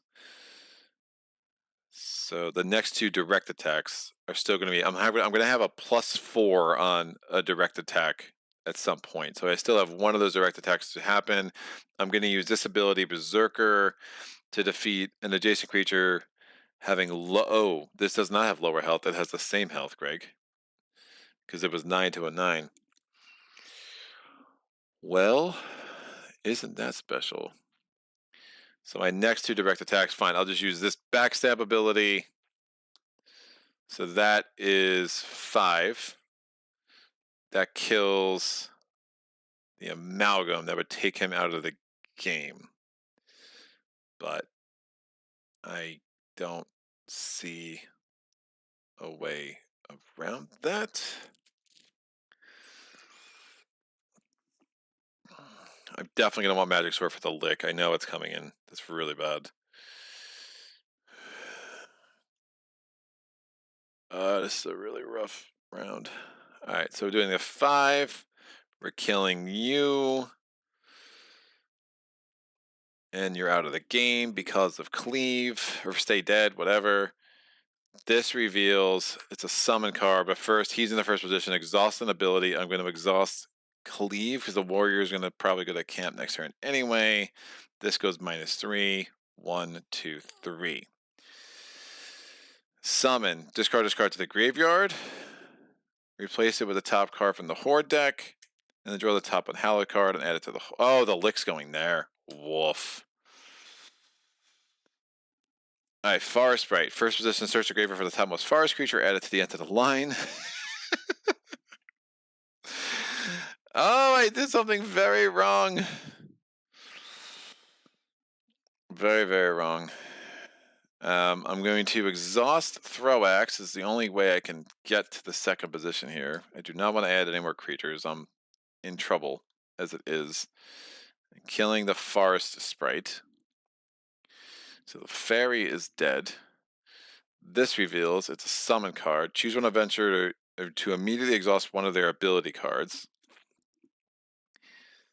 I'm going to exhaust Line Dance. And then discard this card to the graveyard, replace with a top card for the Unhallowed deck. We have the Corrupt Druid. Reveal. This is not the final round. Reveal this card and move this card at any taint to reveal forest creatures in the. Oh, it's not the final round. This card at any taint to revealed creatures, forest creatures, in a line to the horde. So we have another freaking horde in there. That's not great. We only have 2 more left in here. The next one coming up is Hydra. This reveals it's the skeletons. If the skeletons are on top of the graveyard at the end of the current watch phase, beginning of the next watch phase, they're immediately added as the first card in line. Well, that's garbage. And of course, I just exhausted Line Dance, but that couldn't. I had to exhaust Line Dance. So, all sorts of problems here. I'm going to. Yeah, probably should have just added another forest creature in line. Search the top for the graveyard for the topmost forest creature. Did they even have a forest creature? I did. It would have been a yak. Yeah, not great. The skeletons are super bad. Although I could reveat them. I could remove them from the game with Rogue. That's what I'll do. So I'm going to do Magic Sword, kill the Ember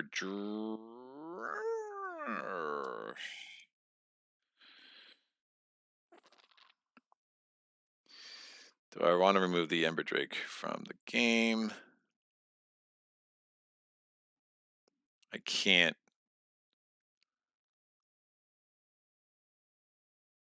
Yeah, I can't do any. I can just remove the one. So we're going to Magic Sword the Ember Drake out.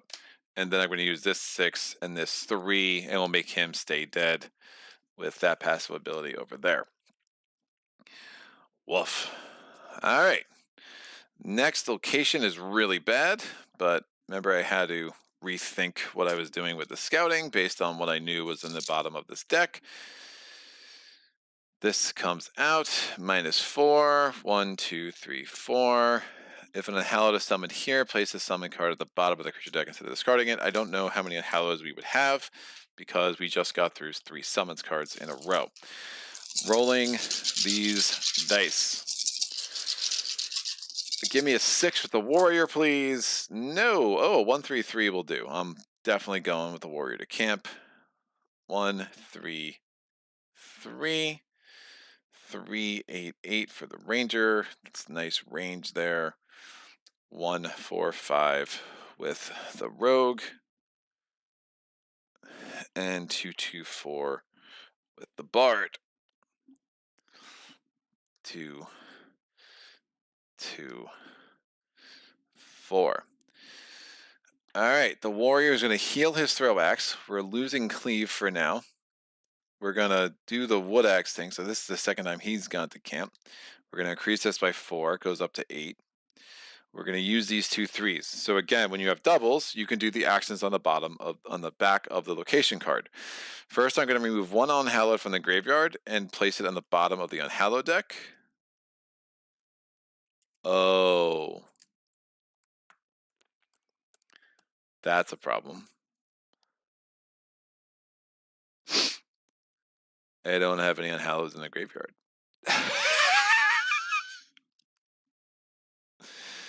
Because the Hulking Amalgam got removed from the game.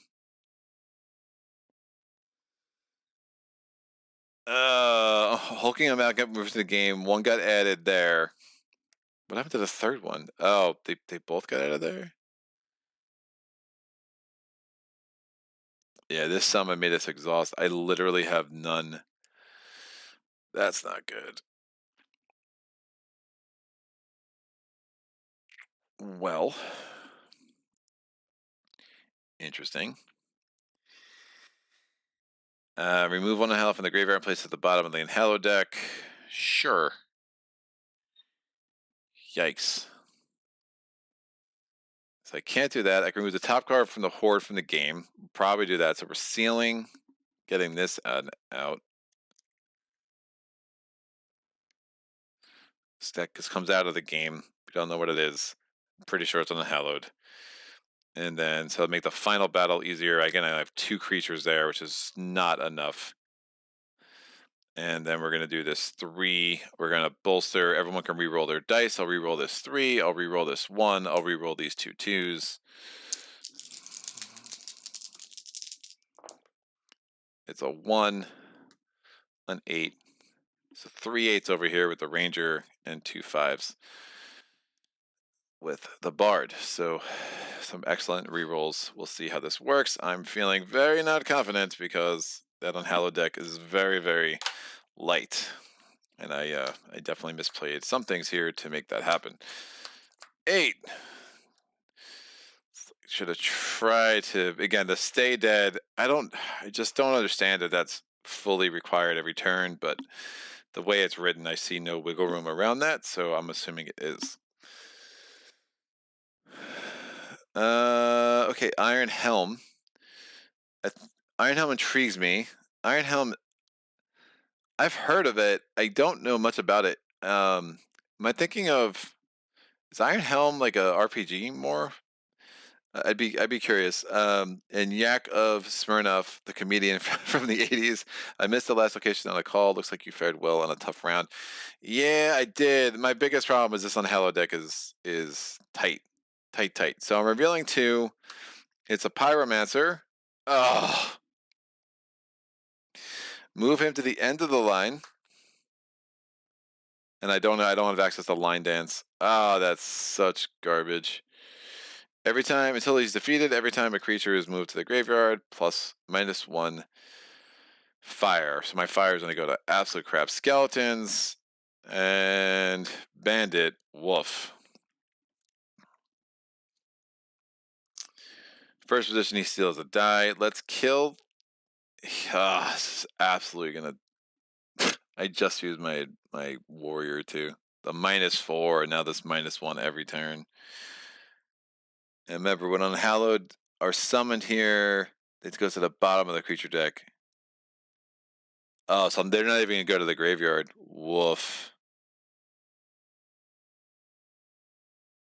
Oh, place a summon card at the bottom of the creature deck. All right, so the Unhallowed would still go to the graveyard like normal. This Pyromancer is horrible.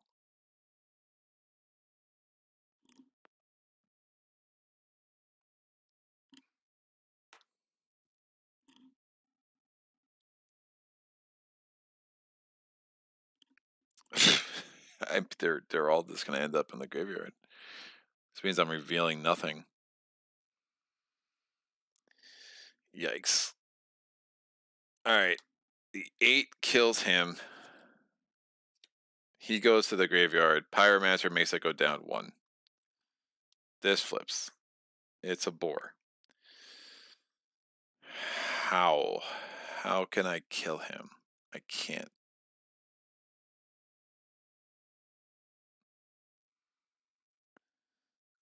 All right, that's a boar.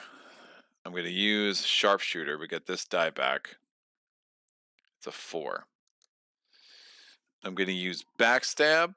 I'm going to reveal up to 2 creatures in the line. Defeat 1 whose health is less than my total dice results. My total dice results is a 10.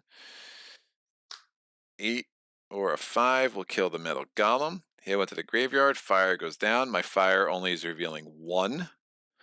Although everything else is already out. I'm going to do long shot. Defeat 1 unrevealed creature in line. We kill the boar. So kind of I used a 4 to kill a 3. Not great. This goes down again. I have 4 revealed creatures. But ultimately, I don't have much of a choice here. It's just the fire's just going down.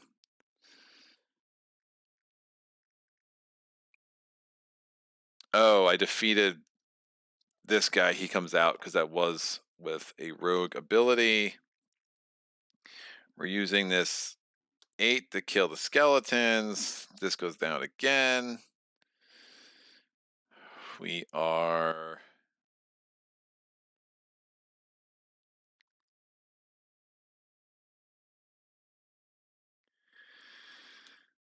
I mean, am I going to be able to avoid that hitting 0? I don't think so, which is so crazy. That's really bad. Nothing to defeat one creature. Again, line dance would have been absolutely huge. And I just flubbed it. Yeah, Pyromancer coming out first here is really gross. I can't treat any text block as if it's blank. I don't have anything like that. Yeah, this fire is in bad shape.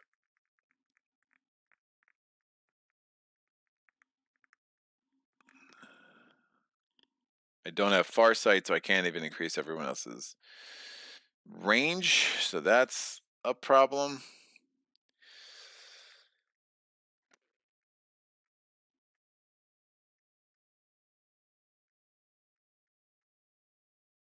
So that's going to go down again.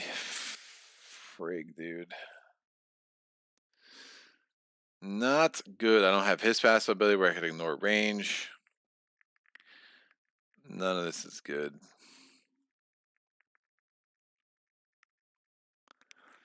That Fae is going to make me lose an extra thing, which is the big problem right here. But I'm at 4. I think I use this 4 to kill the boar. This goes down to 3. I use... She gets the first position. This goes down to 2. I use this 5 to kill the Fae. This goes down to 1. This reveals it's the second position. He would have stunned an ability. He only revealed in first position, so that's nice. We're going to do this passive ability to double an attack. We're going to double the attack of the ranger. She kills the pyromancer. So once he's defeated, we no longer have to do the -1 crap anymore. So at least I saved having to exhaust another ability by that hitting 0. And this 4 comes in and kills the beast rider. And that means that comes out of the game, which is not great. Where is the... Yeah, and I still use F5. So the Pyromancer's in there, so if I roll doubles, at least I can put him in the back of the bottom of the deck. But again, that 0 is a problem. I'm probably going to have to exhaust an ability when I reveal the next location. This comes here. This comes here. Let's look at this location. -1, it hits 0. I bounce it back to 2. So this should be the yellow now. I have to exhaust an ability. Line dance. I'm going to exhaust Stay Dead. It seems like it served its purpose. All right. The start of the watch phase, add the top card of the Unhallowed deck face down to the end of the line. No. No, I don't want to do that. That's terrible. All right, I really need to roll doubles. So whoever rolls doubles is going to camp. So I really need to roll doubles with the rogue or the bard. If I don't roll doubles, I think the game's going to end this round as a possibility. This is going to be round 7. Doubles. Doubles with the bard. I'm missing a die. Nope, these orange were reminders for me. Oh, never mind. I could do triples with the rogue, which is interesting. So I rolled triples and doubles.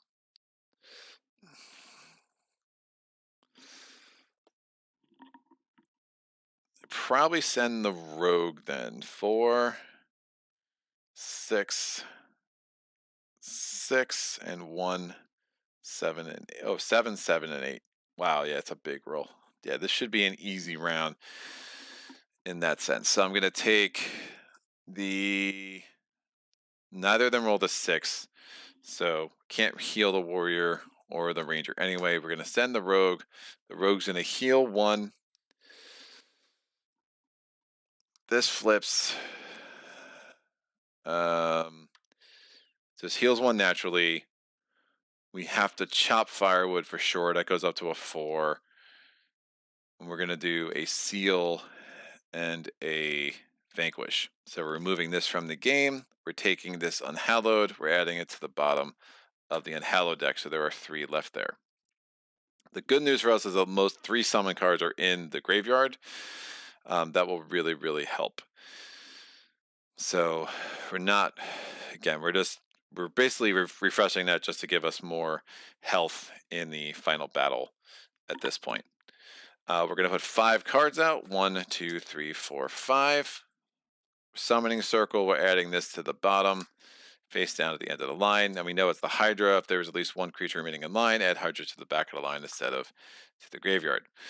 Pretty nasty. So we have a werewolf here. We know we put the pyromancer back in there, so we have 2 cards there.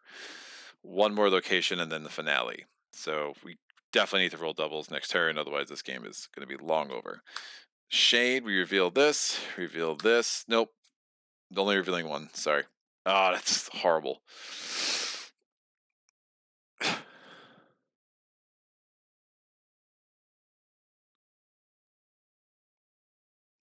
Yeah, it's really gross. All right, we're going to, his health is a 16 minus a 4, so his health is a 12. I guess we're going to magic sword him because 12 is pretty bananas. This Acolyte reveals, first position, search the graveyard for the topmost summons card, shuffle that card back into the deck. We're going to take the one that does not take from the Unhallowed deck.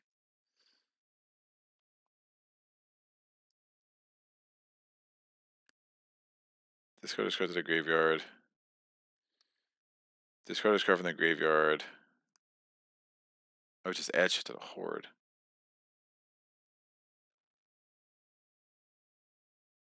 They all take from the Unhallowed deck, Greg. You goofball. Nope, don't want to do that. Don't want to discard this horde. Adding Unhallowed to the horde is not a great thing anymore. Exhausting ability cards is also not a great thing. Shuffling that is not a great thing. All right, we're going to shuffle this in.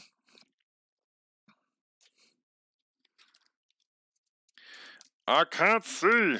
I don't like it. And since I can't reveal things, throw axe is kind of pointless too, right? So I really need to get this fire back up. So fire got super attacked in the last round in a way that was really gross, considering I had used the warrior to get up to here, and then all of a sudden I went down to 0 because the pyromancer just sucked that fire totally dry. All right.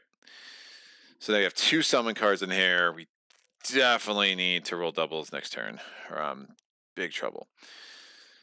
So don't reveal anything else.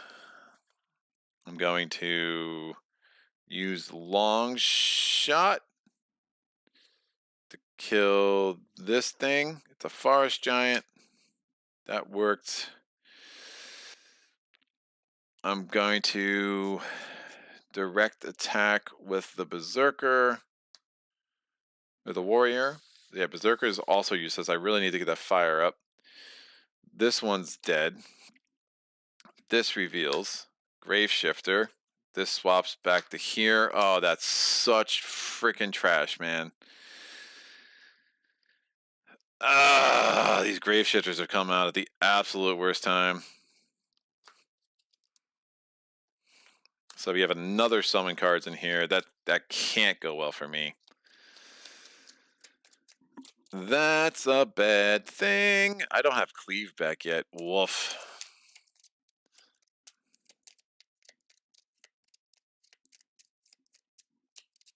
Not good.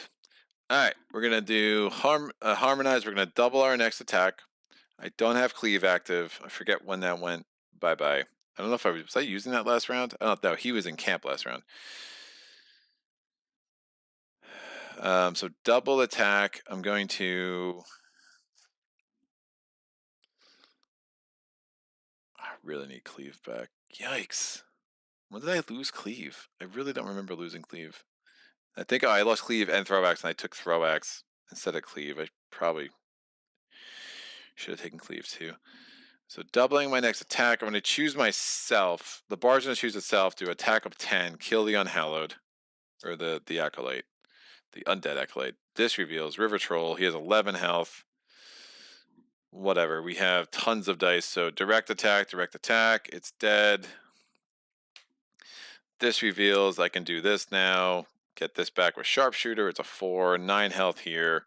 Hydra's defeated, goes here. All right, location.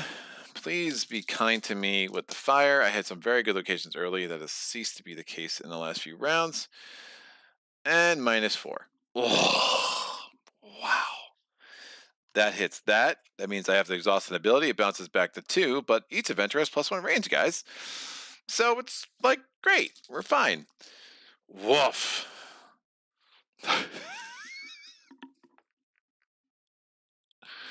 Stay Dead's going to be exhausted again. I need to roll doubles with the Bard, or we are going to absolutely lose because I only have 2 Unhalloweds. Doubles with the Bard. Excellent. Ask and you shall receive. 1, 1, 5. I did need to roll this die too. It's a 4 now, so 1, 4, and 6. We're going to have a 1, 6, and 7 over here. And then a 3, a 7, and 8. So it's a good roll, especially since my range is +1. I did not get any like tree ends. I have no way to increase the thing. So I mean, ultimately, I'm going to be at the mercy of first positions, which isn't great. But we have to seal and vanquish. So I don't really have a much of an option there. So we sealed. We're getting a lot of cards out of the horde, which I like, and we'll add Hydra to the bottom here. And then we have a 5, and we are chopping wood, getting it up to 4. This would have healed naturally. So that is everyone's camp actions. No more camp. We go right from this to the finale. Let's make this happen. We're going to get 7 cards. 1, 2, 3, 4, 5, 6, 7. We're only revealing 1. Fell Beast. No! Why? Oh, that's so bad. Summon card. Alright, Fell Beast, summon card. 1 adventurer immediately exhausts their crap. Man. I will exhaust line. I mean, at this point, the warriors' abilities are kind of garbage because I can't get health back, so I can't get fire back. So we're going to exhaust Berserker.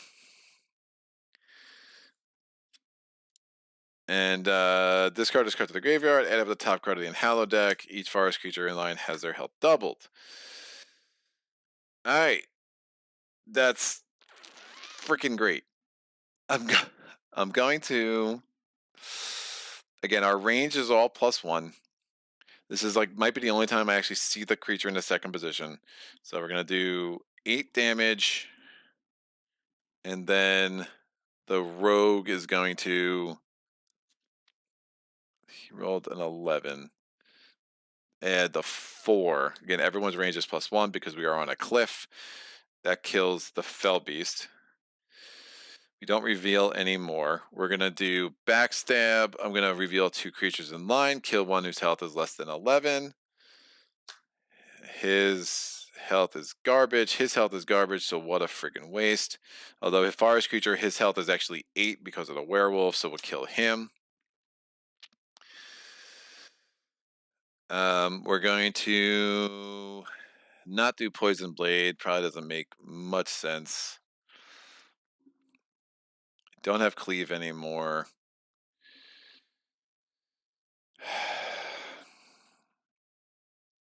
No one's healing anymore. No one's going back to camp. Woof.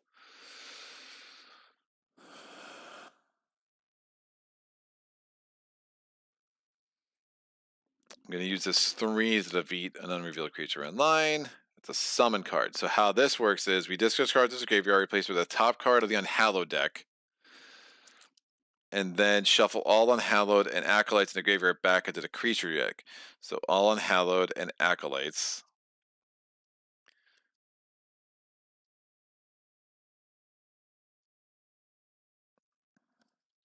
There are no... there must be 1 Acolyte. Yeah, 1 Undead Acolyte, because I never was able to defeat him with the Rogue. And there are no Unhalloweds. So the Acolyte gets shuffled back in here. That's not good.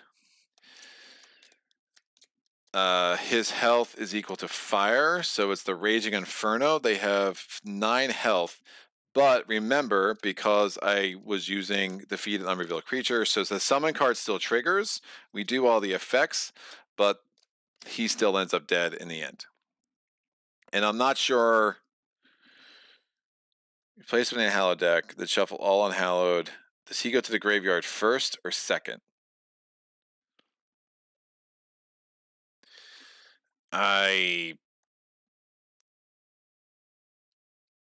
You replace. It's defeated is like the order of operations gets funny. You always trigger the summon card. Oh man, come on, Set a Watch. Your rules. It's a defeated as part of an ability that targets unrevealed cards. Resolve the summon card, then resolve the rest of the ability that. So you resolve the summon card first, then you resolve the ability that would have killed the Raging Inferno. So I'm assuming that's how that would play out. So 11 health here, only 4 health here, and I am seriously running out of dice in a way that is concerning. 11 health here, 4 health here, another Unhallowed in here. I think we have seen all the summons cards. 1, 2, 3. Now there's 1 summon card left in there, and now an Acolyte. Okay, there's nothing in the Horde, which is pretty crazy. So 11. Everyone's range is equal. He's only got 4 health.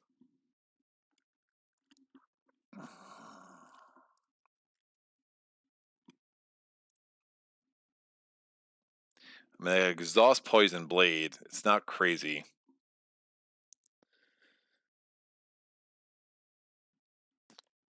Make that an attack of an 11. Super efficient. Yeah, I'm exhausting Poison Blade. I'm not going to have much revealed next turn anyway. So the next 2 direct attacks are increased by the number of revealed creatures. So that is an attack of a 7, becomes an 11. We kill him. Nothing else reveals.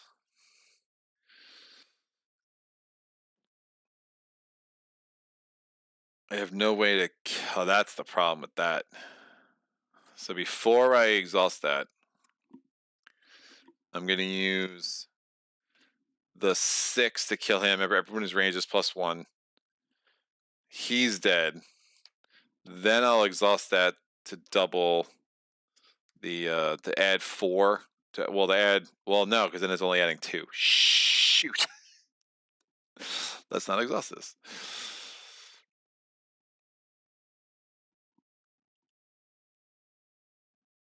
Uh, 6. This 4 was already used.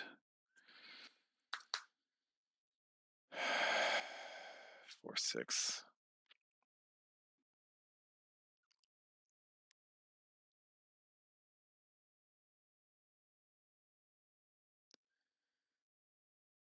Yeah, there's no reason to use Power Blade, Poison Blade, whatever it is.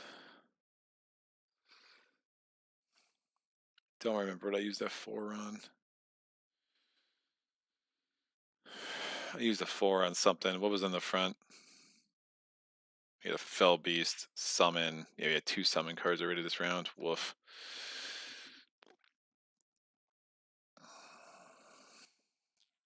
Alright, we're going to use a 7 and a 6 to kill the werewolf. We're going to then use Sharpshooter to get this die back. I rolled a 1. I'm so bad. Sharpshooter has been really garbage rolls all day long. Alright, we're going to use this 6 to kill the Fire Serpent. This reveals first position stun and ability. I can't? I don't think I can. Like, oh man, these.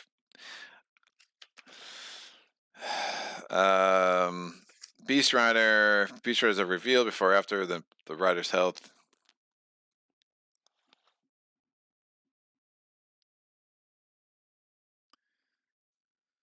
Stun and ability. Creature as a group spend X dice on ability cards without activating their effects. I mean, whatever. I guess I can just put another die there. Like, I don't know. It's kind of weird. He's only got 6 health. I don't have cleave anymore, so that's a problem. I have a 7 and an 8, so I'm going to use a 7 to kill the Beast Rider. I guess I just lose the die, right? Because I have effectively nothing to stun. I've already put dice on all my crap. Reveal -1. First position, steal 1 unspent die from any adventurer. That's garbage. And remember, I tried to put him with Stay Dead, and I couldn't. That's super bad. Alright, magic sword's not in play, dude.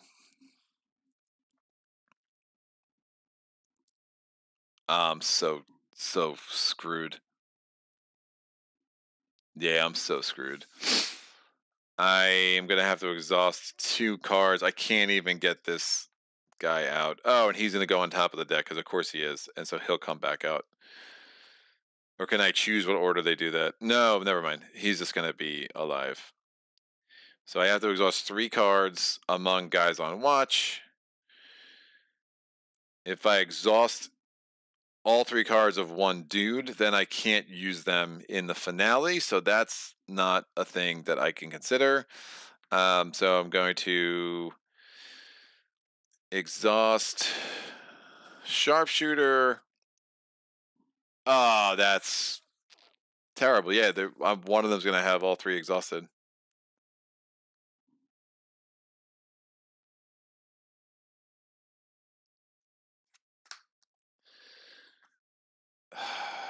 Yeah, that sequence, and with the fire just getting crushed by the pyromancer, I just wasn't able to come out. I had to put more dudes back in here.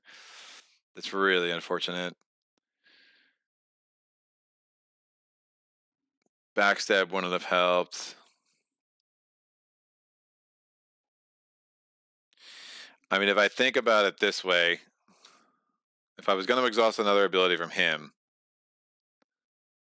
right, I could have exhausted backstab. I reveal these 2. It's the only way I'm killing anything and not exhausting all stuff. I exhaust backstab. I can kill 1. He's terrible. I don't lose that steel die. That makes the most sense, and I can see what the heck these things are. I kill him. I don't lose the fire, which is nice. Now we have these 2. I have this 8. I have range. I can kill the zombie horde. And then we're just left with losing 1 ability, which I would have to lose from here. I would just lose the sharpshooter. That, I think, makes the most sense if I'm really considering like the situation I was in. It's like, hey, let me reveal the last 2, kill 1 with the value 11, because that was the total of my dice. Otherwise, I have to exhaust all the abilities of one of these dudes, and then I wouldn't have their access to them at all in the finale. So that's what we're gonna do. We go to the finale. Here we go. -4. Bounces back to 2. I have to exhaust an ability. I'll exhaust the line dance. So that's a thing. We have 10 things in line. 1, 2, 3, 4, 5, 6. We would add any creatures in the horde to the very end of this. We have no more creatures in the horde, so we're shuffling this up. We're getting 4 more creatures back in. I only have 4 abilities left, so this is not a good situation. I'm not feeling very bullish about this. I don't have backstab. I do have poison blade, but that's going to be pointless. It's a very dull blade right now, kids. I'm just going to need to roll very, very well. But anything that reduces my fire is super bad. Like, I'm going to start losing abilities there. I don't see how this ends well. I mean, long shot, I can defeat 2 creatures right off the bat. Magic sword, I can defeat 2 creatures, so that's helpful. And the 1 passive ability left that's not exhausted. All the other passive abilities are exhausted. Sharpshooter has been absolutely garbage for me.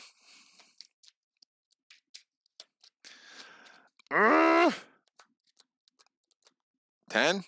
Looks like a lot. 3, 4, 5, 6, 7, 8, 9, 10. Let's make it happen. Reveal one at a time. Grave shifter. There's nothing in the grave, sucker.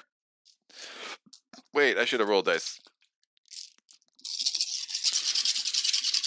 Everybody's coming to hunt. We have a 2, a 4, and a 4. 2, 4, 4. 3, 4, 4.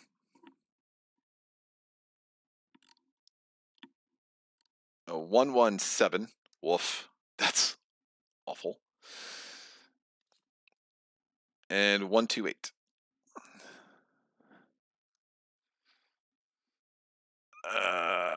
Yikes. All right. We're going to spend this 2. Kills the grave shifter. And then there were 9. What do we get? Forest giant. Reveal the next creature. Summon card. Woof. This card is card to the graveyard. Replace with the top card from the horde deck. There is nothing in the horde deck. Then draw the top card from the Hallowed deck and add it to the horde. So that's a nice thing to happen. Not terrible. And then we were down to 8. We have to reveal the next creature if necessary. It is the Wyvern, -3 to fire. That's terrible. We're going to, if revealed, we're going to take advantage of my throw axe, kill the Wyvern. We still have to reveal the next creature in line if necessary. It's the Acolyte. Woof. Reveal, draw a creature, and add it to the horde. We'll do that. First position, that's really bad. Although that's actually not awful. We're going to exhaust, since now I'm seeing things, and the Forest Giant is the only reason I'm revealing the next creature, so I'm going to use throwbacks, exhaust this, kill him. This reveals. Second position, add the top card of the graveyard to the horde. That's not terrible. Shuffle a card of the creature deck. Again, also all not terrible. I'm going to Magic Sword the far. Nope, we're going to long shot this. It's a fell beast. Excellent. We're going to exhaust long shot. Kill this. It's a Fey. So I only have 3 abilities left active. I'm going to use the Magic Sword to defeat the Forest Giant. The Acolyte, search the graveyard for the topmost summon card, shuffle that back into the deck.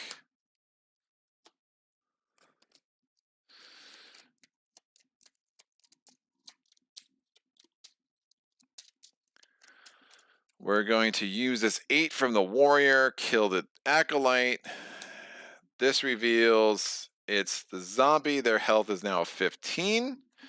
I'm going to exhaust Magic Sword to kill him. Last creature.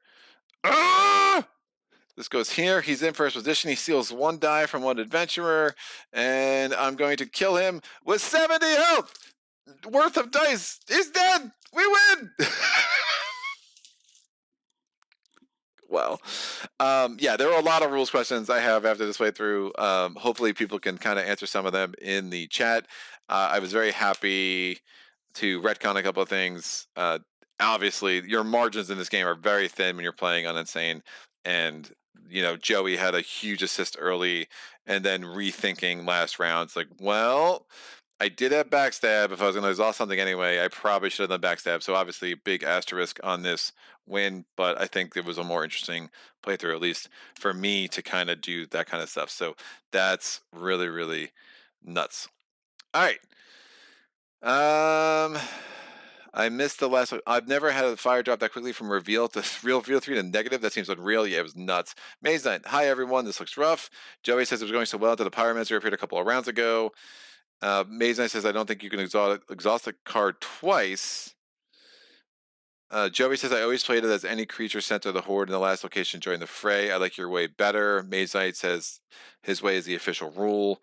Maze Knight, what a lucky break. And Maze Knight, congrats. Yeah, it was a really, in a way, the thing that made this possible, or that as easy as it was the Forest Giant. The Forest Giant letting me keep revealing creatures. I used the throw axe. I ignored a bunch of first position abilities. I mean, look at this. First position, first position, first position. All of those would have devastated my fire. Actually, I think I did the phase. But if I had to do these two as well, I add another creature, right? Which isn't awful in itself, but it means using more dice, more abilities. That -3 would have been ding, and then I have to exhaust another ability. As it is, I only had 2 abilities left. So yeah, what a wild last round that was, and just kind of had to go through in a just kind of by the skin of my teeth for sure. Saget, so I guess I'm back for the Reddit again. A thorough loss with Krang to report. Joey, thank you for the super chat, sir. Great playthrough. Love this game. Yeah, man, it's really good. It's really good. And that'll be reflected in my top playthrough, my top solo game video for sure. Like I absolutely adore this game. I do. I have wishes, and I think I'm very bullishly hopeful about Unvisited Isle because I think it's going to do more of what I want as far as giving me more kind of direction and doing the design for me. Um, 4 summon card and 3 acolytes is no joke. And again, your margins are really tight. Joey was a huge help in kind of pointing out, oh, you could have done that, like, right? Because that absolutely made a lot more sense in the situation I was at. You just cannot afford to have any one of these wrong. I got lucky with the summon cards I got that they did not burn through my Unhallowed deck as fast as others might, and then I was able to again. I rolled doubles, which was clutch. I mean, I'm down to 1 Unhallowed left here. If I did not roll doubles in either of the last 2 rounds, um, it would have been I would have lost because I would have run out of Unhallowed cards. So that was nice. And the Stay Dead ability, we took 2 acolytes out of the game early. That makes a huge difference for sure. Being able to get things out of the Horde, again, we had 3 more on Hallowed. We never had to face the Wraith Lord. That could have sucked. We had the or the Lick. I don't know. The Corrupt Druid could have been really rough. As well. That's right, because Corrupt Druid came out and then he went immediately to the Horde, and then we just took him out of the game with the Vanquish. So definitely some things that went my way. The early locations are great. The late locations, man, again, as Joey said, that was nuts to go to 3 reveal down to 0 like that. It was just a pyromancer just swallowed up, all of my abilities. And part of that was, again, me choosing to exhaust line dance. Like, line dance could have been really helpful. I moved the pyromancer. So you see decisions that, like, oh, who cares about line dance? It's like, oh my gosh, like, line dance is everything. Just that ability to get that dude back in the front where I can take him down without him absolutely demoralizing my fire for the rest of the game. You lost with Krang, Saget. There's something about that sentence that doesn't sound right because it was Krang, and you, you just can't ever lose with Krang. He's still good. Now, I've obviously had a number of losses with Krang, but I'm sure you were trying to take on like 22-22 or something bananas. I'm gonna go with 5-8. I've been wanting to play 5-8 for a while. Like, I was a really cool like patron challenge. I'm pretty excited about it. To be honest, coming up for Friday. So yeah, tomorrow Uprising. Thursday, I am very hopeful to be able to get Tink on the channel. So I do need to spend some time learning Mr. Tink. So, he's older. Well, I'll be formal with him. So stay tuned for that. Really, I like the Outriders expansion a lot. I really like the cards it adds. I think they're pretty cool. Again, I just wish there was a little bit more thought given into the a little less what's the word? A little less responsibility put on the players in the design part, and a little bit more. And I think designers are like, oh, just make it what you want, and like, ah. But I think design. I've said this before. I think designers forget that although because they love to design, they assume that other people that love board games also love to design. And I don't love to design. I don't want to design. I want you to tell me how to play. I'm more of a rules guy in that sense. And when you're making me have to make design decisions, I would much rather not. So, it bothers me in this game a little bit, but I just love so much of what it does. I love the puzzle. I mean, it's really, this game is 9 sequential puzzles, right? You have to figure out how to survive each one as you go. And, an early start can really help. A bad first couple of rounds is very hard to come back from. you know, but you saw like the gross moments that are created by these random assortment of cards, like the grave shifters were the absolute worst time, right? Like there's so many things that happen. It's like, oh, like, dude, like, why? You're totally messing me up. Look at the respite cards out of here. 3, 4, 5, 6. I like the respite. At first, when I first started playing, I was like, oh, that's weird. The respite cards aren't as useful. Like I almost was like, hey, why is this just not a deck of respite cards? But then I realized that'd probably be a little bit OP. I do like the fact that, hey, you know that a third of this deck is respite cards. I do wonder if they would have been better off saying, all right, take the 8 locations, then take 6 respite cards and 6 non-respite cards. So at least like you're 50-50 to run into a location that would be beneficial. I do think that check map ability could be make that a little bit more attractive. I used to do that a lot, and now I'm much more likely to scout ahead just to try to avoid some really unfortunate, nasty first position abilities. Um, so we'll see, but I think they're both viable strategies. So maybe the balance is exactly where it needs to be. You know, just like some things I think about as I play. You know, and again, I'm really excited to see where they kind of finish off the trilogy and what that campaign looks like. This is a game I think I could really get behind a campaign because it will still feel like sequential one-offs.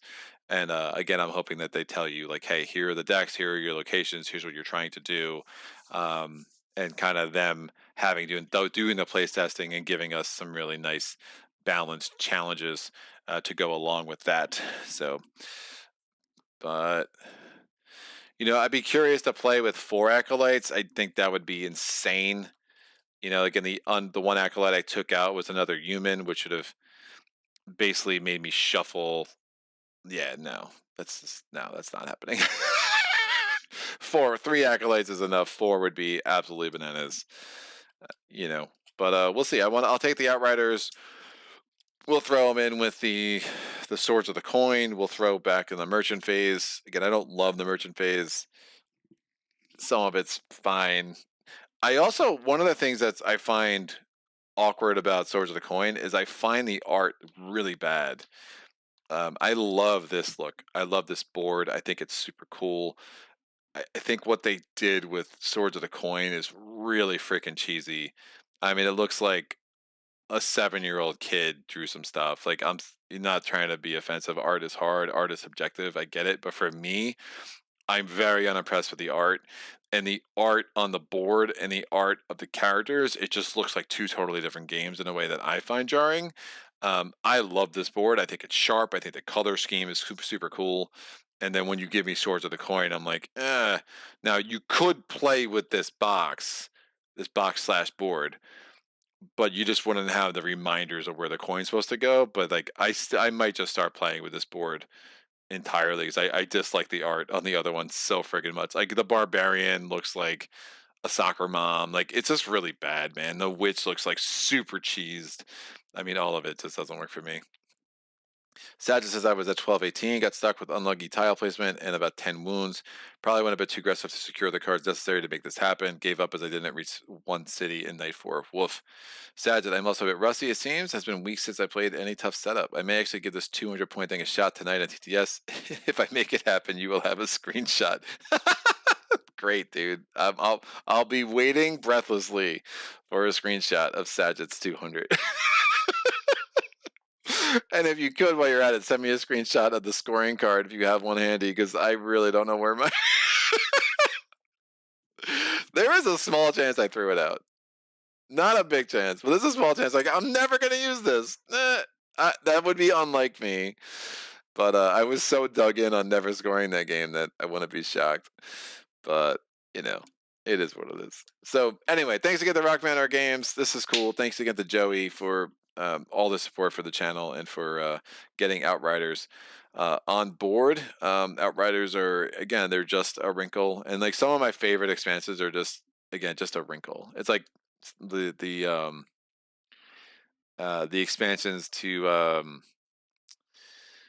Dawn of the Zeds, right? They just add a wrinkle, right? And I think that's cool. Like when that happens, like the modules that come up for Uprising, I think I'm gonna like because they're just like they're adding like little nuances instead of making it a totally different game. TTS scores for you. That's the only way it's happening. Otherwise, there's a lot of math. That is that is for sure. Yeah, man, I've seen those screenshots before. They're fun. I mean, people are like, my highest score, and I'm always like, yay! Like, I'm happy for people, man. That they get off on that stuff. That's great, man. Do it. Make it happen. It also it's one way to keep your time at play more reasonable, right? Because as you move up the ladder and you start facing higher levels, like it does inevitably add to time because there's more complicated things you need to work out. So if you're like, hey, I want to play Maid's Night, I want to play it in this window, and I know I could play it at 5.8 for the rest of the time, and that makes me super happy, and I'm happy to, have TTS do the scoring for me. Like, great, man. I'm all about it. Like, whatever works for you. So, just not my thing. But yeah, this was cool. I think we got all the rules right eventually. It was a thing. We but it's just nice to have like a less cloudy head this week than last week. Some moments from last week were rough. With high levels, you can sneak up over E300 quite easily. Oh yeah, for sure, for sure. There's so many friggin' enemies. Yeah, the scoring it just gets silly. It's really silly. But yeah, we'll see. I think I'm tempted almost to do like, hey, I'm gonna do 5.8 and I'm gonna try to like do it in like 4 rounds. I mean, I've done Blitz 5.8 before. Now Blitz, you have the extra advantage of an extra die, extra unit, the extra, you know, um, reputation bump early. So I've done Blitz 5.8 in 4 rounds. So like that's 50 points right there. But I don't know if I would have scored enough otherwise to actually get to 200 even with that. So yeah, I think your better chance is to take your time, do every single adventure site you can, kill every single enemy, and you just got to hope the movement comes together that you can do all of that. I mean, because the cities themselves, like if I don't get to that level 5 city to the third day, like that should not be a problem anyway, right? Like, I don't know. We'll see. We'll see. Exciting times, kids. All right, I'll be back tomorrow with Uprising. Thank you so much, Joey. What's the estimated release date time of the top games? um,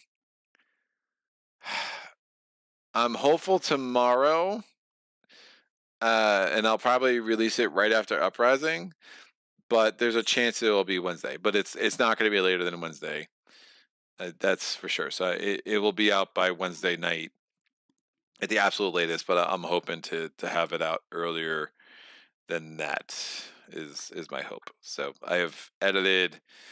I've got the main structure edited. I'm doing some cool things in the beginning, or I think they're cool. I don't know. You might not think they're cool.